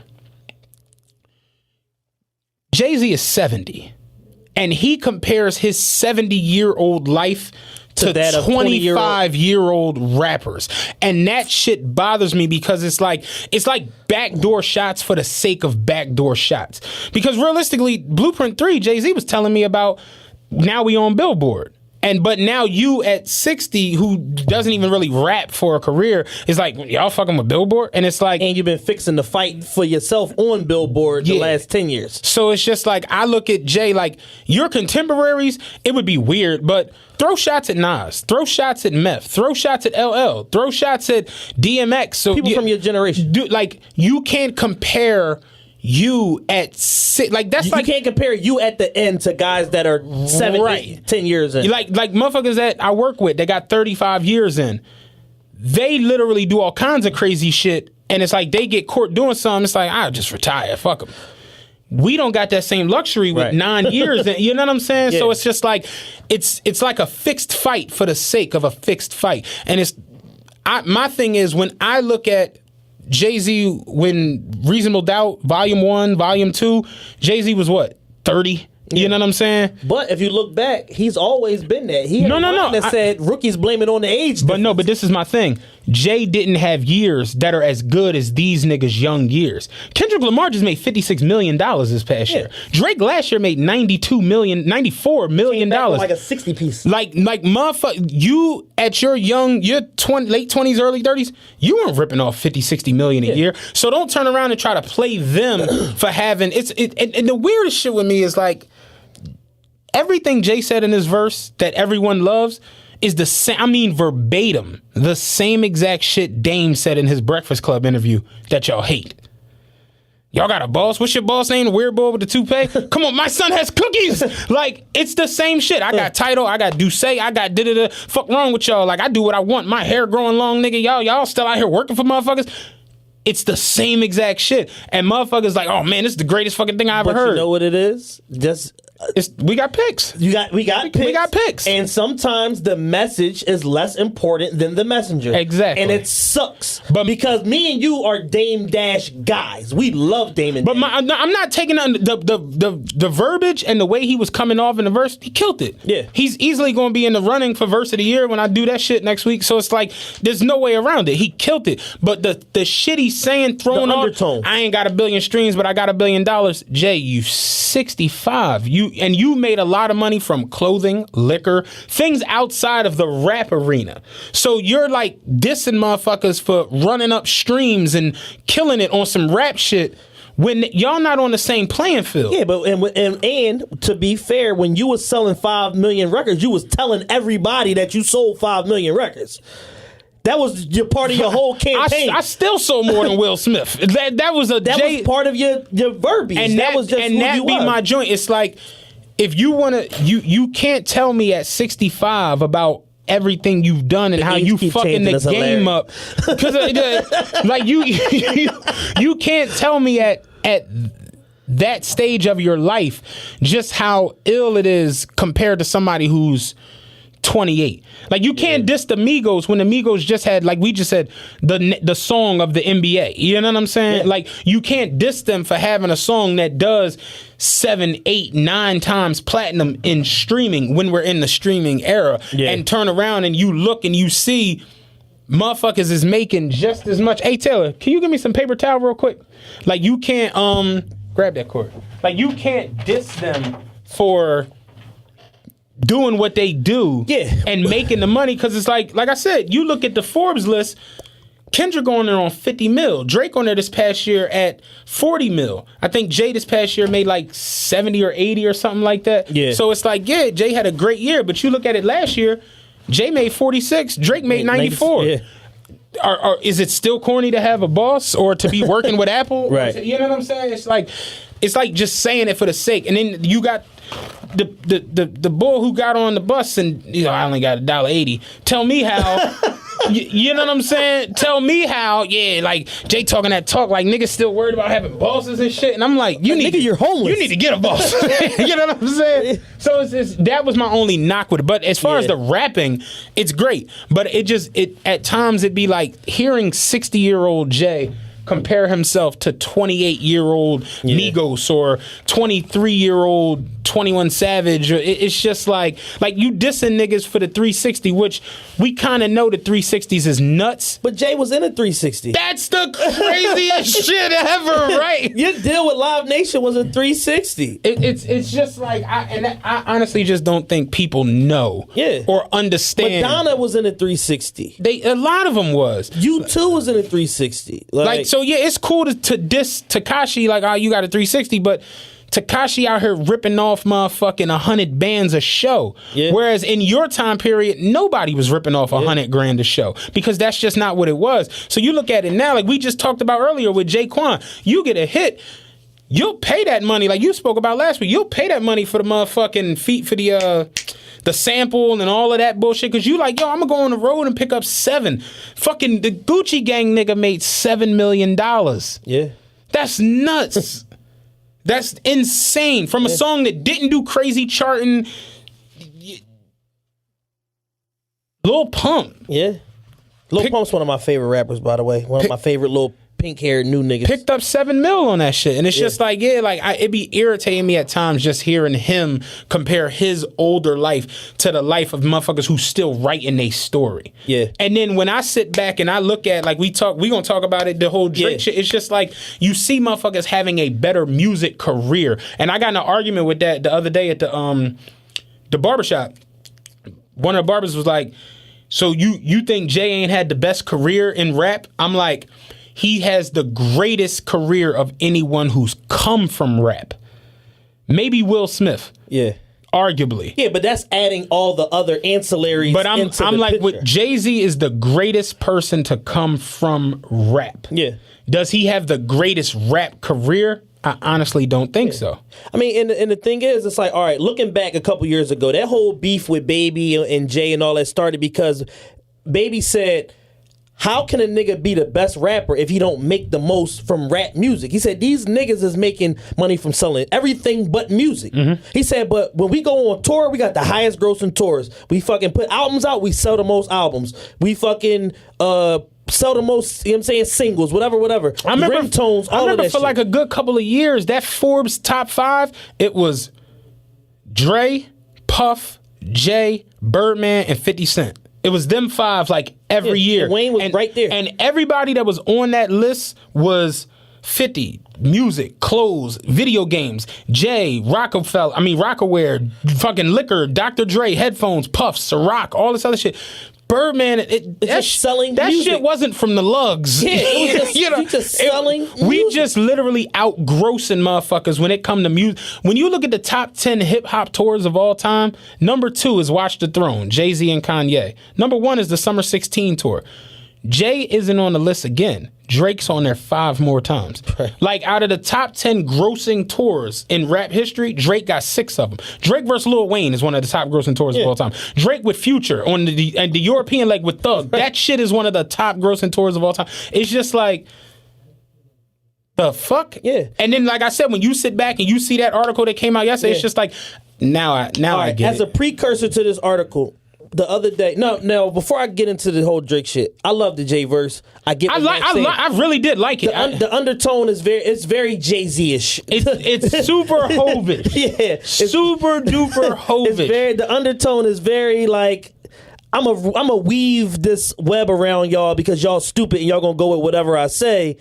But in reality, I got a 20-year age gap on these niggas. Like, and it's not really the same. It's not equal comparison. Like when I saw Jay-Z go, Guru, cut that auto-tune on for me, and hear him rap a verse in autos. What remix was that? Go Hard. Go Hard remix, where Jay-Z raps with auto-tune. How y'all feel about that?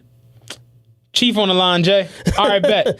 DOA, nigga, death. It's like that's some Jay-Z shit. Like, I'ma do it. Oh, y'all ain't fucking with it? That shit corny. We off that. Yeah. And it's like, that's how Jay maneuver at times. The verse is excellent. The verse is excellent. It's an excellent verse. It's Jay being Jay. How could you not? But my only knock is, U64, get them young boys the credit that they deserve. 30. And niggas at 30 is doing what none of y'all was doing at 30. Yeah, excluding nobody. None of y'all was putting up $80, $90 million years at 30. Yeah. You're lying. Yep. You're lying. It didn't happen. It just didn't happen that way. Yeah. None of y'all were selling what they're selling. None of y'all are doing what they're doing on the road. Yeah. So as a precursor to this Drake, real quick, let them become. Give motherfuckers give Migos a chance to really, really step out and become what the fuck they gonna become. Because them niggas at the end of the day is still just rappers. Yeah. They rappers and killing it on show money. And walkthroughs and shit like that. Them niggas ain't venture off and start doing clothing lines and business deals and try real estate like none of that shit. So it's like, I mean, granted, they probably doing real estate, but it's like you became who you became over the years. You sold Rockaware in what, like 05? 04, 05, 04, 05? Like, that was 8-9 years after you started rap, and you was later in the game. Like you was already 30 something in 05 because you 60 now, so you had to be 40 something back then. And it's just like, ain't it funny how Jay be 48 every year? Every birthday he be 48 again. I said it the other day on Default. I'm like, Jay the only person that he been 46 for 12 years. I'm like, this shit is it's crazy. He been 46 since the Black album. Like, it's crazy. So I do think the verse was excellent. It was well. Yeah. You know, the diction was everything. The pacing, all of it, the weaving the Biggie shit into it. Like it was perfect. Perfect. And I told you, I've changed my stance, and I see Jay's the best rapper alive. Jay's the nigga. You know, I was listening to Seen It All today. That song I put on my story. That song makes me feel like a drug dealer all the time. Yeah, you take verses like Seen It All. Take verses like Freemason. What were y'all arguing about yesterday? It wasn't an argument, but I just basically... It looked like an argument from outside. Well, here's the thing. I made the statement that Jay's verse on Drug Dealers Anonymous is average and it's overhyped. And when you look at what Pusha did, it's a lot of Jay stuff. When you look at what Pusha did on that record, just on a head-to-head against Jay, he left him. Mm-hmm. Like, it's too much shit in what Pusha was saying. Like, to the point where I want to read y'all the fucking verse. Like, it's too much shit that the man said to be like, oh, it was a tie. No, it was only a tie because y'all wanted to be a tie. It's not a tie. Jay didn't produce any new information in that verse to make it like a groundbreaking verse. It's like the whole shit happened with the Ether takeover thing, where motherfuckers just tried every which way they could to make it seem like, yeah. Well, if you come through the back door, then takeover's better. Motherfucker asked me like, what make you say Ether's better than takeover? I'm like, I heard it. You know what I'm saying? Like, Jay-Z went on the radio crying like a bitch. Like, I heard it. I'm like, it is what it is. Like, and that I said it the other day on a tweet. Y'all sit on the internet all day and just cap for what you like, to the point where y'all opinions and your point of views aren't even realistic. I saw somebody the other day tweet album of the year still Everything Is Love. And when I saw it, not trying to be funny, I had to Google Everything Is Love. Like, what album is this? Yeah, and I'm like, the Beyonce and Jay Joe? And I'm like, that ain't even close to album of the year. And it's like, I can understand the different opinions on what would be album of the year, but it's that's a far fetched. It's just that's like saying Beast Mode 2 is album of the year. I love Future, but it's not. You know, like, and that's where I'm like, y'all, like, Love yesterday when we was talking, I was like, yo, keep it, because he was like, what about the Drake feature? I'm like, yo, keep it a bean. I don't even like that jump. Yeah. He like, oh, because he see like, I'm objective. Like, I can dead ass, like, I told you, Nas is my favorite rapper. Yeah. But Jay's the best alive. And I've, in the last couple of years, done a real good job at accepting that my favorite isn't necessarily going to be the best. Correct. Because I like it. Yeah. And people have this thing where it's like, if I like it, it's everybody the best. should like it. And it should be. That's just not like, the way I the love world Kodak works. Black. Kodak Black's not the best anything, but I love Kodak Black. I love Lil Pump. Lil Wayne and Biggie are tied as my two favorite rappers of all time for two different reasons.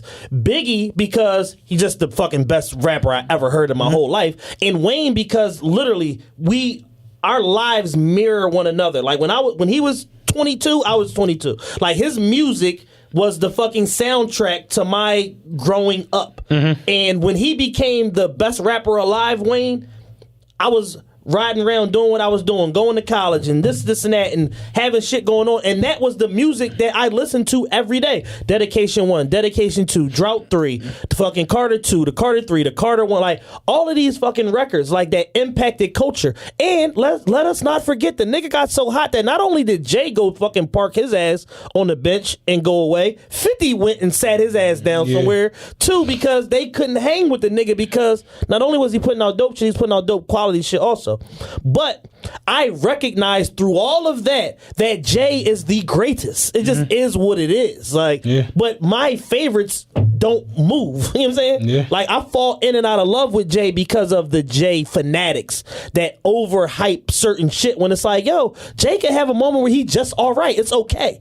Like, and I started the whole debate with the Drug Dealers Anonymous shit saying I like the verse. It's good, but it ain't like no out of this world shit. Right. And then Love was like, Yeah, he's like somebody asked him Kev asked him, what verse do you like better, Drug Dealers Anonymous or this verse on Was Free? And he like, the Was Free verse, it's not even close. Like, it's a far gap because it's like, yo, it's so many different points you gotta hit on as a rapper to score points. And I'm just cursed with fucking knowledge in knowing how to accurately score rap performance because I really, really put the man hours in and study this shit. So it's not like I'm looking at it from an analytical standpoint of like, all right, flows, metaphors, similes, diction. Are you presenting new information? How did you weave in the original to this? And like, how did you fare against the other people on the record? Like, all of that goes into grading the performance of a verse. Right. So when I hear fucking Pusha say, Drug Dealers Anonymous, how many Madonnas can that Mazda fit? And I'm just like, wait a second. Yeah. My brick talk is ominous. And it's like, y'all not getting none of this shit. Yeah. When he said I A to Z, bitch shoe collection, take your pick. Yeah. Life's a bitch. Talking about Nas and AZ on like it's different level of rap. And it's okay, but that Jay wasn't better than him on that record, but it just is what it is. It's not a tie. Yeah. Let's not always fix the fight for Jay. He's already Teflon. Right. Everything goes his way. Yeah. Let's not fix the fight for him. Give these niggas they credit when they do better than him. Yeah. Like, I've seen Jay have the best verse in a room full of lions. Like, I saw Reservoir Dogs. Yes. Jay had the best verse. He styled on it. In a room full of legends. Yeah. Jadakiss, Styles P, Beans, Sauce Money. He left niggas. I've seen it happen. But I've also seen Jay get on tracks where it's just like, you know, we didn't really need that. And it's okay. Jay, Chief, on the phone, like Chief, line 6. Yeah, like Monster. Nikki got him. Nikki got everybody. He talking about ghouls and goblins and... I've seen it happen. It's okay. But motherfuckers be almost shocked when you say Jay ain't the best on this or whatever. And it's just like, no, it's not a given. It's like, because the whole thing is, and Jay said it himself, out of how many verses that there are that exists of a Jay-Z, he said that somebody gonna get me on something. Yeah. So he's okay with it. Yeah. Y'all not. Real talk. But what's the whole shit? You want to talk about the Drake shit? So the whole shit with the Drake shit is this. The RIAA has said that Drake is now the greatest selling artist in the history of the United States. 220 million certified records. He surpasses Jay-Z, Kanye West, Beyonce, Michael Jackson, Janet Jackson, Lil Wayne, Whitney Houston, Bobby Brown, New Edition, the Eagles, the Beatles, Elvis Presley. Look, I'm looking at the rundown right now. Like, this is just crazy. All right. God's Plan is 8 times platinum. He has 3 different songs that are 7 times platinum. Hotline Bling, One Dance, and the Shiggy shit. The In My Feelings. That's 7 times platinum already? Mm-hmm. So that's going to go diamond. Yeah. 6 times platinum songs. Hold On, We're Going Home, Forever with Lil Wayne, Kanye, and Eminem. 5 times platinum songs. Jumpman, Back to Back, 0 to 100. It's like Jumpman is 5 times platinum. It's like, how do you have this many records that are 5 and 6? No and wonder 7 Future out here 8. getting bitches pregnant every week. He got a fucking song with Drake that's 5 times platinum. This shit is crazy. That was on a fucking Jordan commercial and on an Apple commercial. So I want to finish. Go ahead. Let me finish. So those were 6, 7, and 5. More 5 times platinum. Started from the bottom. The Motto, Best I Ever Had, and Find Your Love. 4 times platinums. Too Good, Passion Fruit, Nice for What, Marvin's Room, Energy, All Me, and Hell Yeah Fucking Right. 3 times platinum. Know Yourself, Pop Style, 10 Bands, 6 God, Digital Dash, Do Not Disturb, Feel No Ways, Fire Under... The nigga, this whole shit is 3 times platinum. It's just like, what the fuck, man? Like, that's nuts. To have that many... Like, when you think about a song going platinum or a song going double platinum or a song going... Let's just take Bad and Bougie and... Uzi song. I don't really... EXO Tour Life. EXO Tour Life. Bad and Bougie is 6 times platinum. I think EXO Tour Life made it to like 7 or 8. 9. 9, all right, yeah. That, like, they might not hit them again. To have you hit that on the... Like, think about this for a quick second. Nice for What is 5 times platinum. In My Feelings is 7 times platinum. And God's Plan is 8 times platinum. They're on the same record. They're on the same rollout. That's nuts. Back to back to, they're on the same Like, rollout. think about this for a second. When he dropped the album, God's Plan was the number one song in the country. In fact, no, Nice for What was the number one song in the country. Nice for One had knocked out God's Plan. Yes. When he dropped the album, Nice for What got knocked out by In My Feelings. And then the next week, God's Plan came back to number one. The next 2 weeks, Nice for What got it back. And then In My Feelings Just ran it. It just took it for. They said the other day that Scorpion passed Confessions for the most number one weeks in a calendar year. Confessions in 2004 was the songs on Confessions. Yeah. My Boo, Let It Burn, The Confessions Part 2, and Yeah. Those songs collectively were number one for 22 weeks in 2004. Yeah. Scorpion, the songs on there, In My Feelings, Nice for What, and God's Plan, collective of 27 weeks with all of those songs at number one. And I'm like, it's still like 8 weeks left Yeah, it's not over. in a year. And he already passed like, you don't pass a Rhythm Nation, like, Milestone. you don't pass that. Yeah. You don't pass a 1962 Beatles milestone. Confessions, when we talk about the biggest albums in our generation, it's Confessions. It's Confession. It's yeah. Confessions. 27 million worldwide. When you passing milestones from these albums, it's just like. And my man said it the other day. It was like, it's crazy to see because motherfuckers was like, damn, Kendrick was in front of Drake on the Forbes list this past year because Kendrick made 56, Drake made 46. And my homie at my job was like, it's wild though because I was actually reading the article from what they chart June to June. Drake didn't tour or drop any music. Yeah, none of that didn't count yet. So he was like, this nigga made 40 M's just on some Just waking Drake up. shit. Yeah, I'm Drake. So he was I'm like, alive. what the fuck do that look like next year when this nigga has the biggest streaming album ever and the biggest tour in music? About 140. He's like, what do that look like next year? And I'm 140. like, that's what people really don't take into like consideration when they look at they just see Forbes list, oh, you ain't make no money. And it'd be like, nah, it don't work like that. Yeah. Like Nicki and Cardi are gonna both be on the Forbes list next year. Yeah. They weren't on this year because the albums didn't come out in Right. the manner of what it is. No Like, album cycle. so Meek made 15 M's from the Slammer. yeah. He was locked up the whole fucking 8 out of 12 months. Yo, this list is nuts. The songs that have gone platinum: The Language, Too Much, With You, Worst Behavior, Teenage Fever, Summer 16, Successful, Still Here, Signs, Shot for Me. How the fuck did Shot for Me go platinum? Redemption, Practice, Pound Cake, Miss Me, Jungle, Grammys. This is on the Forbes website, mind you. crazy. It's like this ain't no rant. This ain't no nigga just putting this shit on there. Blim, Crew Love. It's just like Blim is 2 times platinum. Blim. From a playlist album that everybody hated. Yeah.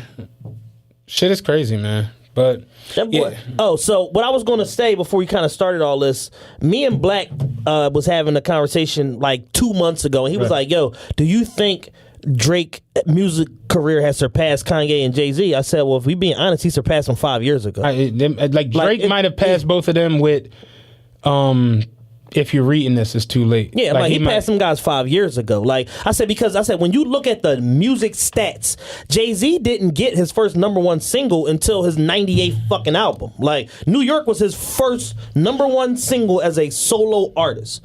He had plenty of other records that performed radio. Like records honestly, and, Kanye and Drake, as far as what their albums do, it's more of an argument than Jay and Drake. Correct. And that's not a diss, but like Jay and DMX is more of an argument than it is for Jay and Drake because you almost can't even compare them because, like you said, Jay just didn't have singles that were knocking shit off in other countries and all that. Kanye had Jesus Walks out the gate. Like so Drake is not from London. He has the #1 song in the history of the UK. yeah.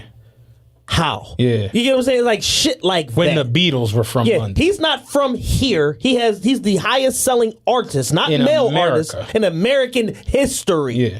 How? Yeah. You get what I'm saying? So it's like, yo, whatever the fuck they're doing, like niggas need to figure it out from them. And Jimmy Iovine said it last year when they did the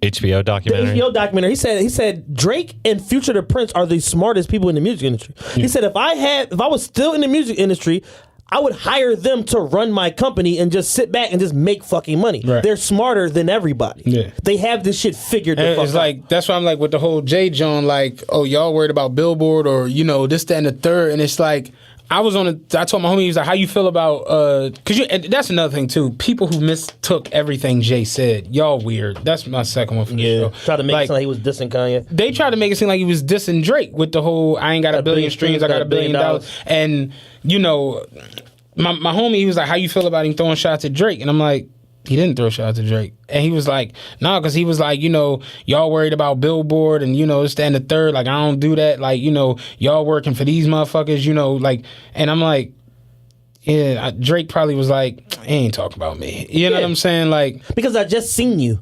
You just was on the at my album. tour. You just at my tour with your wife. Yeah. You know what I'm saying? I just seen you. Like, yeah, no. I was just like, no, that ain't like a Drake. It's too much rolling in for you to try to play me. Compare 31-year-old me to 31-year-old you, and tell me who you would rather be. That's the point I was trying to make earlier, and it's like when you look at. Yeah, Jay runs all these different companies and all these different things, and it's like you make $50 million in a year, and then I don't run any of these companies. I just put out music and do what I do, and I make $50 million in a year. It's like you can't really play me on the you got a boss. And that, again, Dame Dash said y'all got bosses, y'all crazy. And then a lot of people don't understand the inner workings of the music industry and shit that be going on behind the scenes. They were actively trying to find a buyer for Tidal. They were desperate, please, Apple, buy this motherfucker so we can get out of this albatross because we're not making any fucking money. And we've hired 7 CEOs in 4 years. Please get us from up under this. Understand that we have a friend that works at Rock Nation. Yes. And we could tell y'all some horror stories. Get us from up under this, please. I can and tell. that Sprint deal literally saved the company. Yeah. But that's the Jay-Z effect. He's Teflon. Yeah. Jay-Z's the only one that can sell you a failing company for $330 million for a fucking 30% stake and come out of this shit smelling like roses because everybody wants to be in business with Jay-Z. Right. And Jay will take your motherfucking money. Yeah. That's the other thing that people be missing. Jay will take your motherfucking money. Yeah. Y'all gonna be partners, but he gonna take the motherfucking money. Yeah. But without Sprint, Tidal goes away completely. It was over. If you look at all of the fucking Business Insider stories from around that time, they were like, how did he do this? Nobody could explain it because it didn't make any financial sense. Every audit that they had of Tidal was fucked around. It wasn't what they said it was. The streams was convoluted, the payments were short, and people were not getting paid on time. Right. You turn around and took that and sold a percentage of it to a multinational wireless company for $300 whatever the fuck it was million in cash and put that shit right in your pocket. Bra fucking vo. Yeah. He's a genius. He's a genius. Fucking genius. And people got charged after they canceled the trial. Did they? $30 a month. Yeah. Shit crazy, man.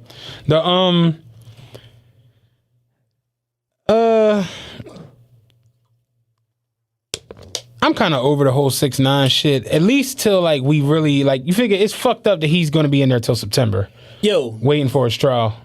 I talked about it on the last show about how dirty the feds play and the fact that they just don't give a fuck about nobody because their whole thing is we have the propensity to go to court, but we really don't want to because we got shit like El Chapo and Osama bin Laden. We got big shit to really worry about for real. So this little gang prosecution is like a vanity project that they gave some nigga that was buried in paperwork. Yeah. Yo, you want to go and investigate all the gangs in New York and clean the streets up. Just give him motherfucking shit to do. So it's not really a priority in the grand scheme of things, but because he's so popular and a lightning rod, it's getting all his media coverage. Right. The nigger media is eating the shit up. Yeah, they're going to town. It's 10 videos a day. Yeah. It's little dirty blog niggas I never heard of got 10 videos a day. All right, 6ix9ine update number 44. Every day. You ain't the fuck lying. King earned it and put out 769 videos. He didn't snatch this person honor. He didn't drop kick this person honor. Yeah. He didn't gave Shotty and Mel Murder props. I didn't know he was doing all of them. Dog, man. He's putting out 5 videos a fucking day. You get what I'm saying? So it's like, it's so much fodder for the internet community because he's the king of the internet. Yeah. But in reality, these little developments aren't really like big developments. So real quick, we're going to put a nice little pretty bow on this shit and move on. The 2 developments this week, number 1, they had so much wiretap fucking footage that they couldn't even discern who the fuck was really in the gang. Yeah. And they just found out that the number 2 person in the gang is not Shotty.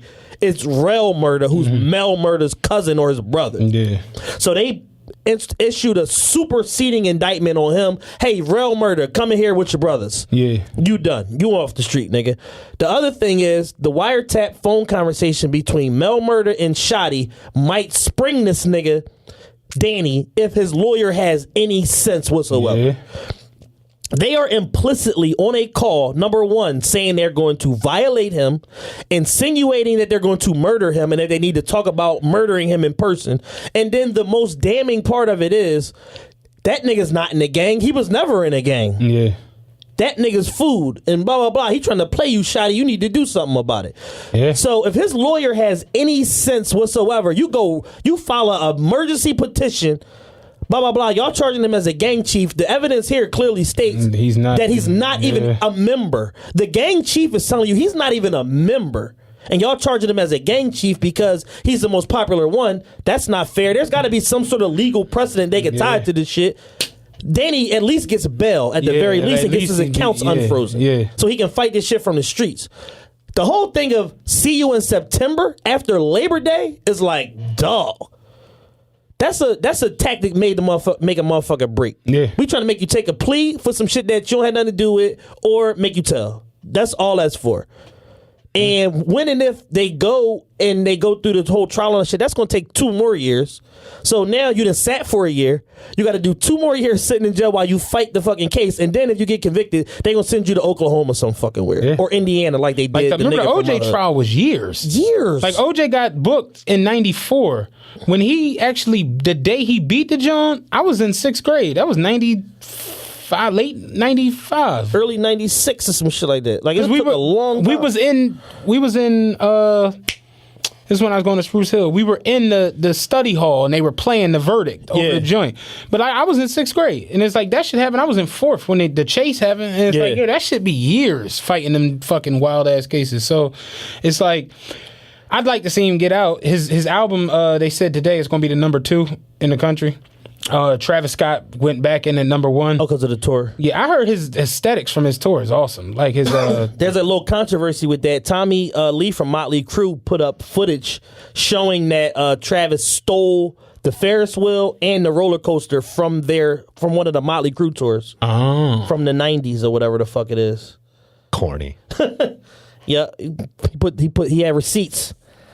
But I'm like, yo, I get where you going, but on the same token, it's like it's never been done in the urban world, so it's not infringing on your audience. I can see if like Guns N' Roses did it, then it's like, all right, that's direct competition. It's a problem. But you know, these old guys always looking for credit for shit that they did once upon a time. Do you care about the Payless situation? Yo, the shit was hilarious. It was funny as fuck. That was the best. That was funny as shit. He didn't even know about it. I didn't even know about it. Matt sent it to me. I watched the video, 2-minute, 27-second video. I'm like, yo, this is great. Just to show how much sheep people are. Just how bad y'all are when it comes to being sheep. Payless opened a fake store called Paylessi. That was the funniest part of it. Paylessi. It sounds expensive. But they opened a store in LA called Paylessi, and basically they sold normal Payless shoes at a markup of almost 1,800%. Right. Shoes that normally retail for $19 and $29 were being sold for as much as $750. In this store, they invited the funniest word on earth is influencer. I love that fucking word now. They invited a bunch of influencers from social media to their grand opening. This shit is hilarious. They invited a bunch of influencers from social media to the grand opening and basically had like a wild launch party, all this crazy shit. And then the influencers started shopping and buying shit And they had motherfuckers on film talking about, oh yeah, the quality on this is real nice. This is high grade leather and this, that, and the third. Then as they were paying for the shoes that cost $500, $600, $700, camera crews would come out and explain. Hi, I'm Chris Hansen. Sit right there. It was sort of like one of those type deals. They would come out and explain to them like, we pay less execs. This is a social experiment. What you're paying for actually retail for $19 in our Payless store. And basically they're going to do like a whole little documentary mini doc thing about it. But just watching the video, and it just shows how people, like, we talk about it a lot with fashion. It's just like, and I guess you could probably speak because you're a fashionista, Nova, whatever the fuck it's called. Like, people really do be sheep for like anything. Absolutely. Like, there's a difference between high quality shit is not gonna fall apart. It's like having a car with better features or better, the aerodynamics are different, the engine is different. You understand that aspect of it. But watching this shit is just like, y'all can't tell the difference from some cheap shit to some high end shit. Fuck no. And y'all sitting here explaining how this cheap shit is some high end shit. Why you're lying? Why are you an influencer? You know what I'm saying? Like, that's the part that kind of like was like more funny to me than anything. It's like the influencers. An influencer is basically like a 2016 forward word for like dickhead. Yeah. It's just like, I'm an influencer. Like, what do you do? Like, when I see that on Instagram, like the bios, I when I see it, it's just like, what's the other one now everybody uses? Let me go to a hoe's Instagram. Let me just go to my Explore page, random hoe, and public figure. That's another one that I'm just having to. Public figure to me just sounds like whore, prostitute. Yeah. Because you see how just a hoe means everybody has access to you. I went to like I just went to my Explore page and saw titties, hit the picture, and then I went to the ad name and the first public figure. It's like, I don't understand and the thing is, when you set up a business page on Instagram, you elect on what your title is. Like, mine says entrepreneur. Okay. I could have picked public figure if I wanted to. So it's just like, I guess it's like when you have nothing else going on, it's like public figure. Oh, okay. You can literally pick the shit. All you gotta do is have a business page. You can pick what you want your description to be. Oh, shit. Yeah, because if you don't have an actual business or a commodity, like, pussy is still illegal. It's still illegal. You know what I'm saying? So it's like, you can't just... Yo, do you want to, real quick, before we get out of here, do you want to talk about the guys blowing the whistle on the sex workers? Did you see that shit on the internet? No. All right, so there's this whole movement of guys on the internet that, like, from, like, the gamer community and, like, a lot of the, like, nerdy guys have been blowing the whistle on online sex workers to the IRS for not paying taxes. Wow. And for doing so, you can get up to 30% of any monies retrieved from blowing the whistle on somebody that doesn't pay taxes. So you got like guys like soliciting like these sex workers like, hey, what's your private page, da da da. And then they'll send it to him. He'll be like, all right, bet. Submit it to the IRS. Like, they blatant with this shit. Oh, shit. And it's like a whole fucking movement of the shit going on with all these guys, and they making videos like, y'all already fucking took our best friends from us and this and that, and now you're trying to take over the gaming community and the online community. Them with gaming your sex motherfuckers ads be and this nuts, and that. yo. They crazy. They be like, they don't like women in gaming. You know what I saw the other day? The dude he recently like shot up something. It's a lot of shit getting shot up. Oh, man. But white dude, what did he shoot up? Something recently that got shot up. 3 or 4 people got killed or whatever. But they said on the headline that he was an incel. Have you seen that? I actually saw Vice Nudes did a piece on it. And I didn't know what this shit was. Yeah. And so it made me like watch this shit. Do you know what an incel is? No. It's a community of men who are involuntarily celibate. And when I heard it, I'm like, involuntarily celibate. Celibate is not having sex. Involuntarily means not by your choice. Can't get laid. So you're just not getting no pussy. Yeah.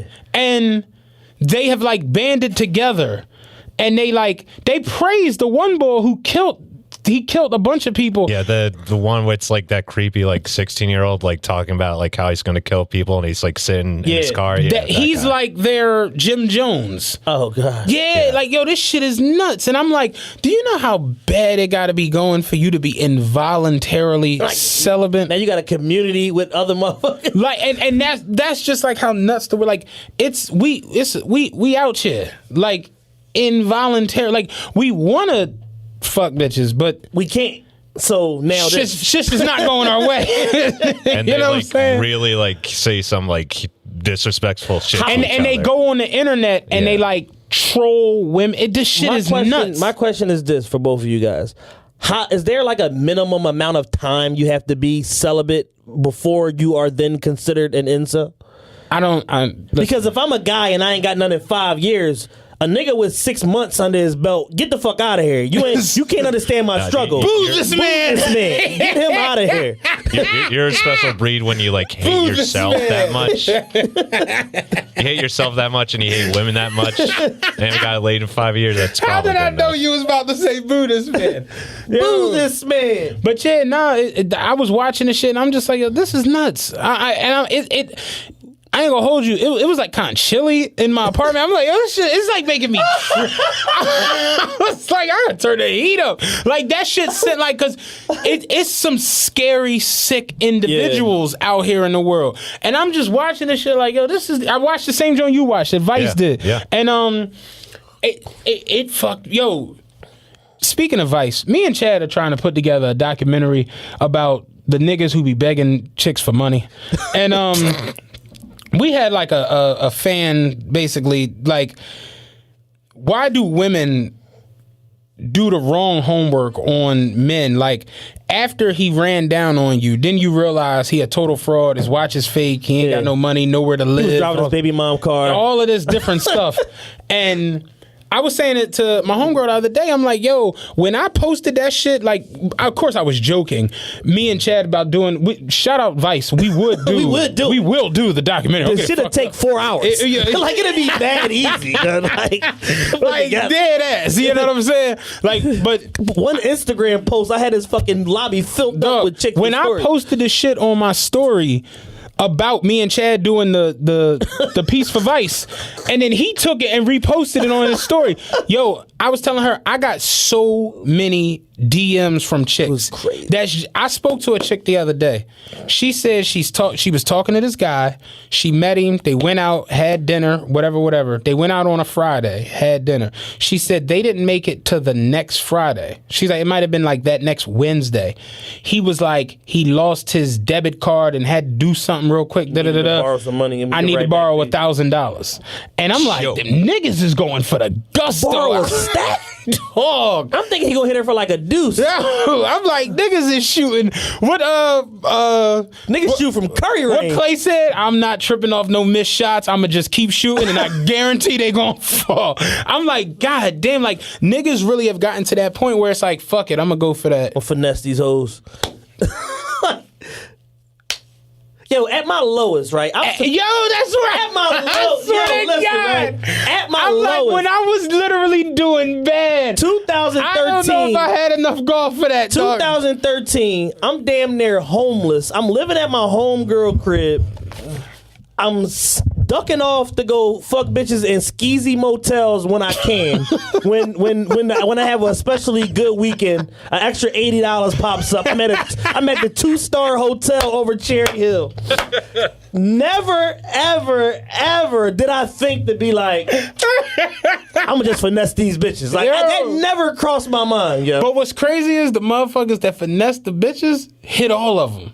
Of course. And that's what they were saying in the joint. Like, they asked me, like, how is it that, like, all the chicks got this terrible story about this person? But they all got rained down on. And it just be like, yeah, it's like, you ain't put nothing together before it actually went there. One nigga that me and you both know, he got so bold as to, a chick went to his supervisor at his job to get the money back, and then he still doubled back like, so you gonna let me get some more of that pussy? Like, he didn't even give a fuck. Nigga, I heard you was at my gig today. You trying to see me? Oh man, what's up? You Just trying to no- see me? Still got No this wood for you, you know what I'm saying? I know you're a little upset about that 1200, but you know the wood is around. Yo, it's a wild life. It ain't unforgiving, yo. Fucking given, yo. It's the OK Corral, dog. One chick was telling me she was dating a guy, and he was like, "Yo, like, I think we should take this shit to the next level. Like, we should move in."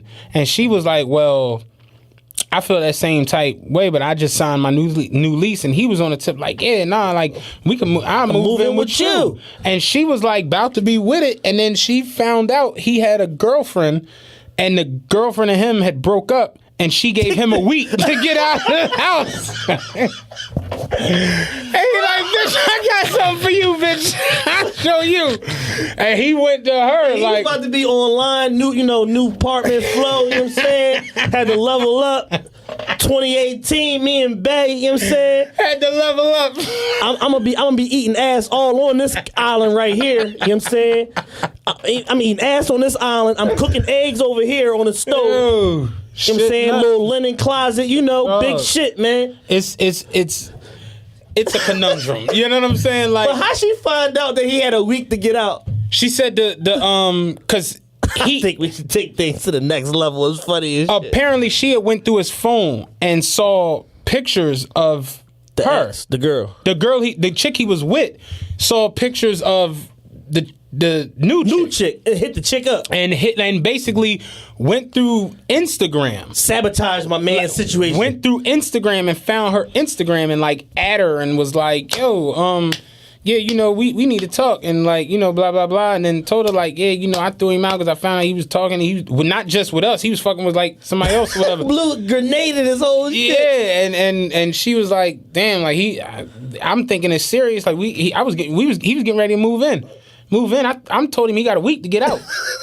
Like, oh shit." So I can't move in. Is what like, damn, now I'm back to square one. Shit. All right. Who else got something good going on? And it's fucked up because I was speaking to her and she was just like she wasn't having sex right now because she felt like niggas ain't worth it, and she was like men don't court anymore, and I was just like, well, they kind of don't have to. It's pussy everywhere. It's literally just.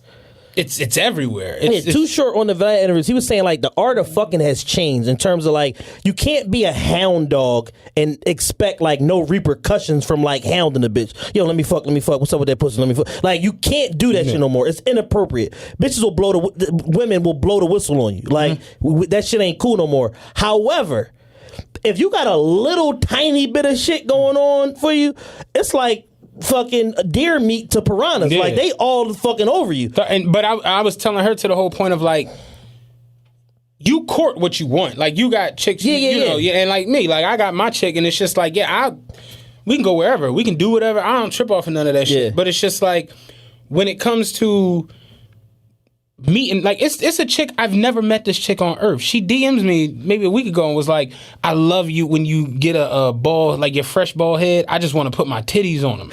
This is what the DMs say, and it's just like, what am I supposed to ask? Your favorite flower to send them to your job? Like you can't court. What's up with them titties? Yeah, like that's next. Like, that's gonna be, you can't court that or show like. It is nothing. And I was trying to explain it to her because she cool as shit. We talk like that. And I'm just like, nah, like it's not a knock to you.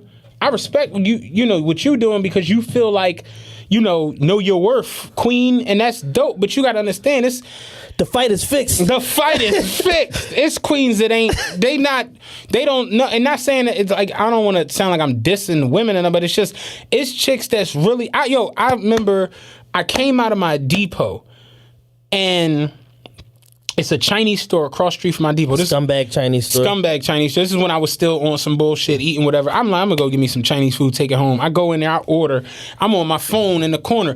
The 3 young boys is in there like, yo, give me $2 to the platter, dog. Like, dog, because the bitch, she wants some wings. And like, she said, get some chicken wings and some wonton soup. Like, the fuck? But she's like, she with it. Like, we can all run down. Like, you know what I'm saying? But she wants some grub. Give me $2 to the fucking grub. And I'm just like, they really scrambling to put together the chicken wing money. For the party.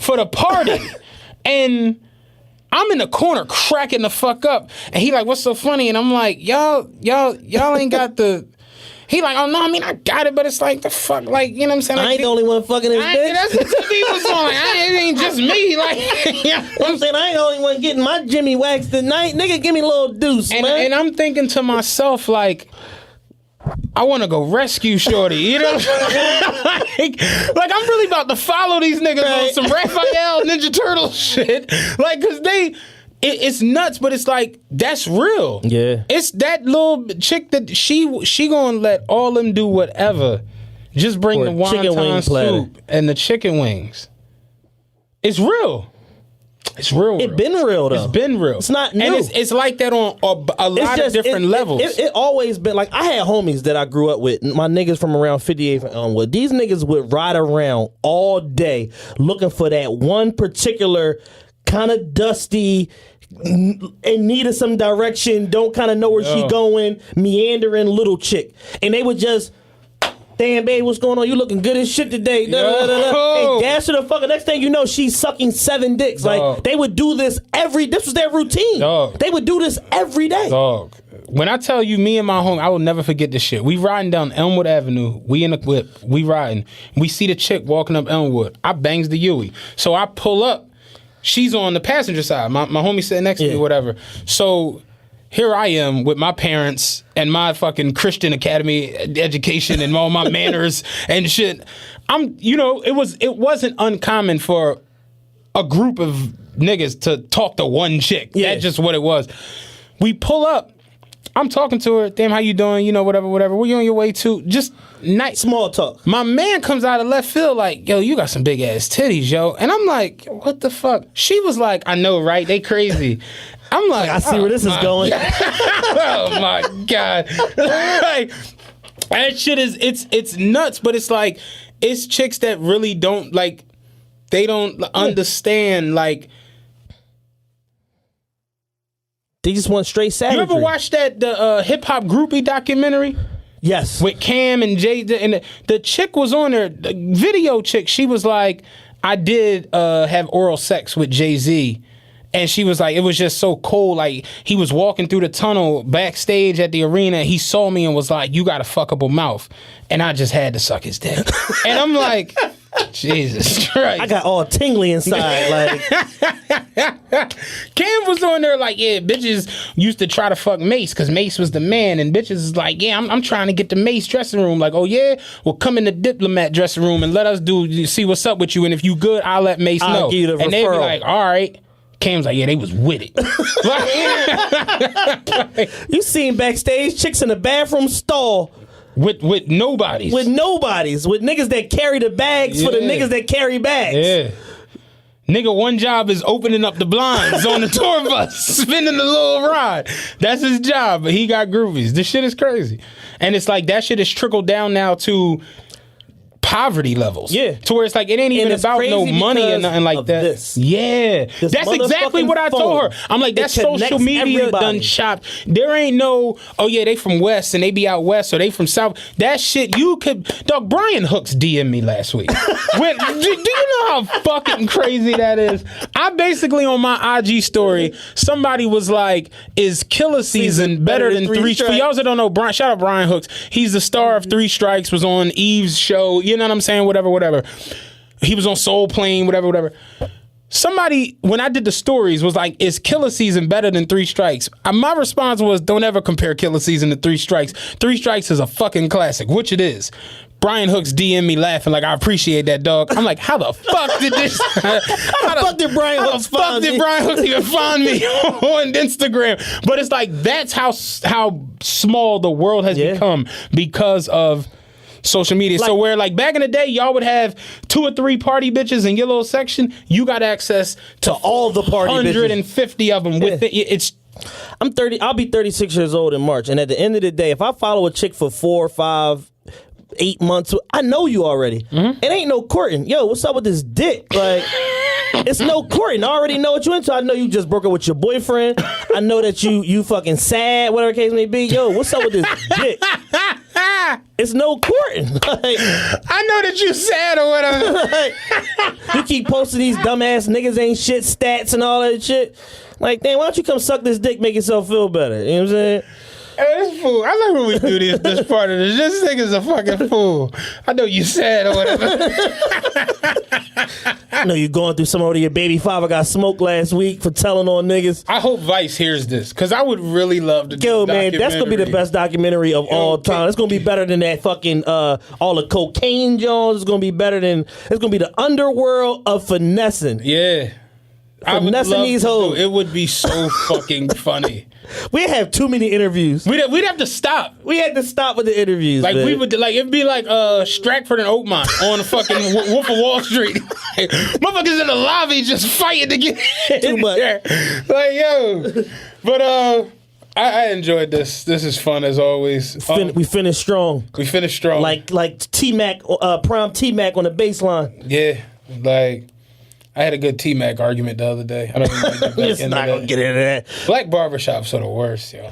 I gotta find a new barber. Who do you go to now? I go to Owl Palace now, downtown, on Buttonwood Street, right by like 12th and Spring Garden. Okay. Yeah. Is it like a super packed joint? No, it's not. It's the opposite of that. That's what I didn't want. I go there. My man Syfe cut me. I got an appointment every Wednesday. I got the first appointment 1:00 on Wednesday. He cut till like 9:00 at night. It's all like professional working black males in there. Ain't nobody hanging out all day. Ain't nobody trying to clean your car for $2. It's none of that shit. I went to the barbershop the other day and it was just like a fiend chick pulled her titties out and put them on the glass outside. Then the guy was selling carrot cakes. This is gold. The carrot cake was actually good. It was $1. You like, I bought the carrot Yeah, cake. it was $1. I supported the You know man. what You know I'm what I'm saying? He's called the Carrot Cake Man. Shout out to him. Yeah, that's a free plug. Like, he in West Philly, but the carrot cake was delicious. I like carrot cake. Holla It at took me like 2-3 days to eat it, but you know. Let what us I'm know saying? you want to sponsor the show. I got a little Yeah. ad package for you. But he does wedding cakes and everything. I don't know why. Why the fuck am I telling you this? But wedding carrot cake. but he does all this shit. He was the carrot cake was good to the motherfucker. But that then the kids I can't do it, man. It's just and then the fact that you have to wait for so long. listen. Like I got there at 5. I didn't leave till 8:30. Pay $40. I get my hair washed. I get a facial. My shit go under the dryer. All that shit. I'm in and out of there. 60 minutes tops. I'm in and out of that. Shiz hit me from New York with the clothes shit. Sean, he was just like, yeah, I go to Dominican spot. He was talking about he have champagne and all this other shit, falafel, some other shit he was talking about. And I'm like, that's got to be in New York though. Like that's not down here because he was like, the Dominican spots is the best. They get you in, get you out. And I'm just like, yeah, no, like these spots, like you in there for. I literally got there at 5 because I told him I'd be there at 4:30. Got there a little late, whatever. I got there at 5 and it was like, yeah, you know, I got 4 waiting, and it's like, all right, whatever. I ain't tripping off of it. I get there at 1:15 every week. I'm out by no later than 2:25. And I'm sitting In and there, out. and just by nature, the carrot cake man, the fiend titties, the You just kids. bought all type of shit. Yeah, you just spent the extra 80. I done walked down to the store, go get some Skittles, just stupid shit. And then the stupid arguments start, and it's just you trying your hardest to just ignore them because it's like, you know, you just stupid shit. And then it's chicks in there too, and their arguments are even dumber. Cardi B has way more influence than Oprah. It's just silly shit. You know what I'm saying? And you just like, I gotta get the fuck out of here. And then the old head, so let me ask y'all this. Y'all think Jordan would be able to crush in this era? And I'm just like, don't do it. Like you saw the shit on Twitter. Don't say it. Don't say it. Don't say it. Don't say it. Like that's where I'm at. And next thing you know, I'm in a screaming match with a nigga. with a 60-year-old nigga that just came home. And I'm just like, it always, the arguments always get to the point where y'all argue to the point where motherfuckers have to like grab y'all. Yeah. And then the shit ends, and this is how it sounds. It'd be that awkward silence. And this shit be just awkward. And then now I'm in the chair getting my cut, and he's one of the barbers. So I'm in my chair. I'm in the chair getting a cut, and they'll try to antagonize you. Just so what you telling me? Iverson wouldn't destroy out there now? Give me a break, man. I'm not even going to get back into it with him. Like I ain't going to do it. And eventually he realized you ain't fucking with him, but he get done his last client. All right, y'all, I'm out. All right, Matt, I'm out. All right, cuz. come on, man, we cool. We like it's just like I gotta stop coming around y'all. Like We gotta get Matt a new barber, man. all I'm there for is to get my beard shaped up. I shave my own head. The barber don't even shave my You head. gonna do straight turmoil for a 15-minute transaction? to get my beard lined up. That's it. And it should, motherfuckers hit me, because I talked about it on my IG story. Motherfuckers like, you need to start going to motherfucker, you get an appointment. I'm like, I've done that. That shit don't be working. Yeah, no, my last barber, just to wrap this up, my last barber, Puerto Rican cat, whatever like that, he had a private suite, did appointments and all that shit. I had a 3 o'clock appointment one day. I got my hair cut at 9 o'clock. That was the last time I went there. I've gone to the barber, like, yo, go to the, because a lot of them had a shit now where you book it online. Oh, the apps, yeah. You go and do that shit online, 2 o'clock. You get there at 1:50. You're like, He got the big guard cutting the nigga shit down. You're like, wait, you're not even close to being done with this. Oh no, you next though. No, I had a little thing with my wife this morning. I had to take the kids to school and shit. Man, I'm a little behind, man. Come back about 4:40. I'm done. We out.